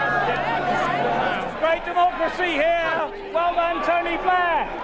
What happened this afternoon was that a small minority of the crowd tried violently to break through the police cordon. Officers had to react appropriately to that and to ensure that the demonstration itself could continue to be held as peacefully as possible, and police officers are trained to deal with those situations. Calls are now growing for a full inquiry into how the men were able to reach the floor of the House of Commons, penetrating what should be one of the most secure buildings in the world. It seems to me impossible that they were not briefed by someone with considerable inside knowledge and understanding of the layout of the palace, because this is an area that's not in the public tour. I mean, the general public, for example, can go on tours and they go into the Chamber of the Commons and they go through the division lobbies, so it's possible for people to spot where doors are for that. But the doors that these perpetrators came through are not anywhere near a tour at all. MPs tonight voted in favour of a ban on hunting. All sides united in their condemnation of today's huge breach of Commons security. Colette Hume, BBC News. Well, this is just the latest security scare at the Houses of Parliament in London. In May, protesters threw purple flour at the Prime Minister Tony Blair. That was supposed to have led to security being tightened, as Margaret Gilmore reports. Sitting suspended.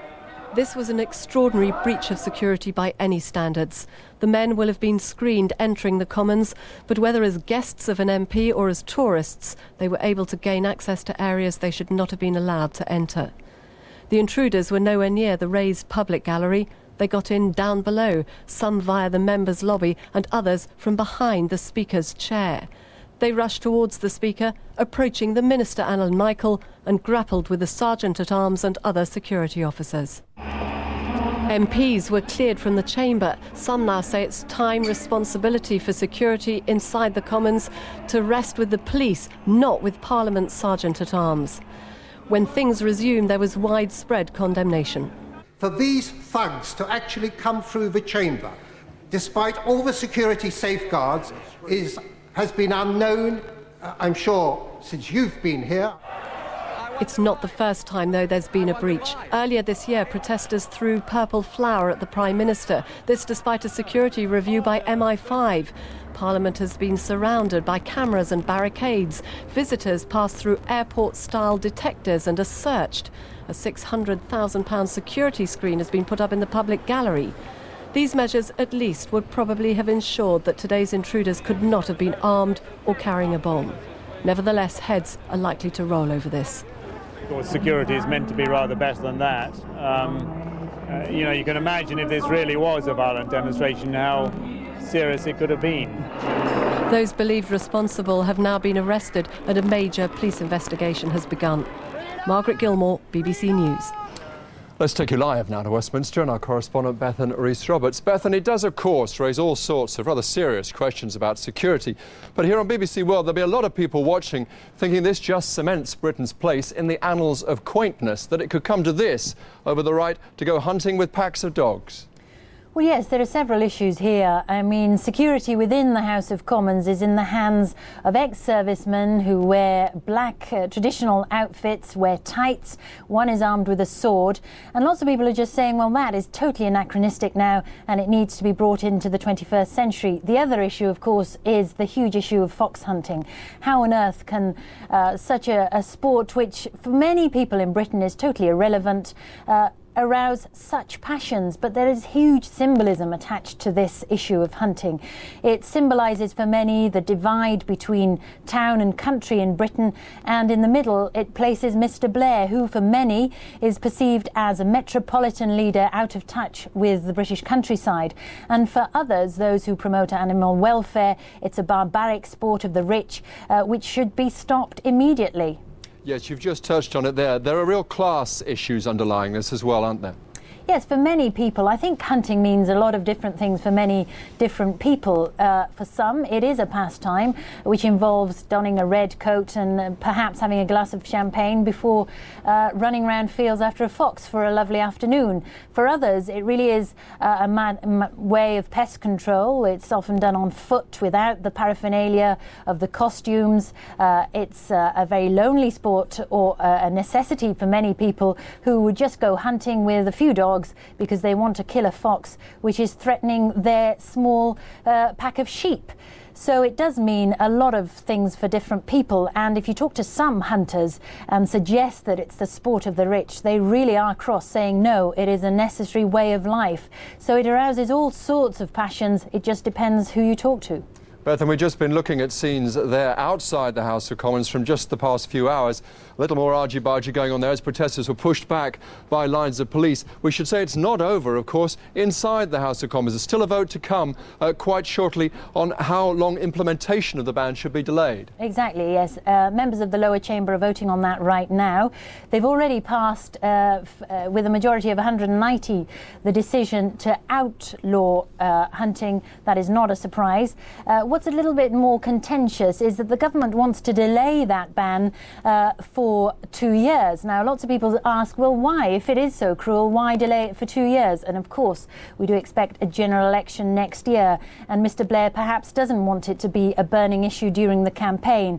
So many see that as a cynical bit of party politics, and they want to stop that delay. So what we have now is a compromise. Let's delay it then for 18 months instead. And that's what parliamentarians are voting on right now. And we'll keep an eye on that vote. Beth, and thank you very much. To Iraq now, where US and British military commanders have been meeting to discuss strategy amid rising violence. In the latest clashes between insurgents and US forces, at least 10 Iraqis have been killed, 6 wounded in the western city of Ramadi. An American Marine has died in the same area. Security is still the biggest problem in Iraq. This footage was shot in Ramadi, west of Baghdad. The cameraman, one of those responsible for this.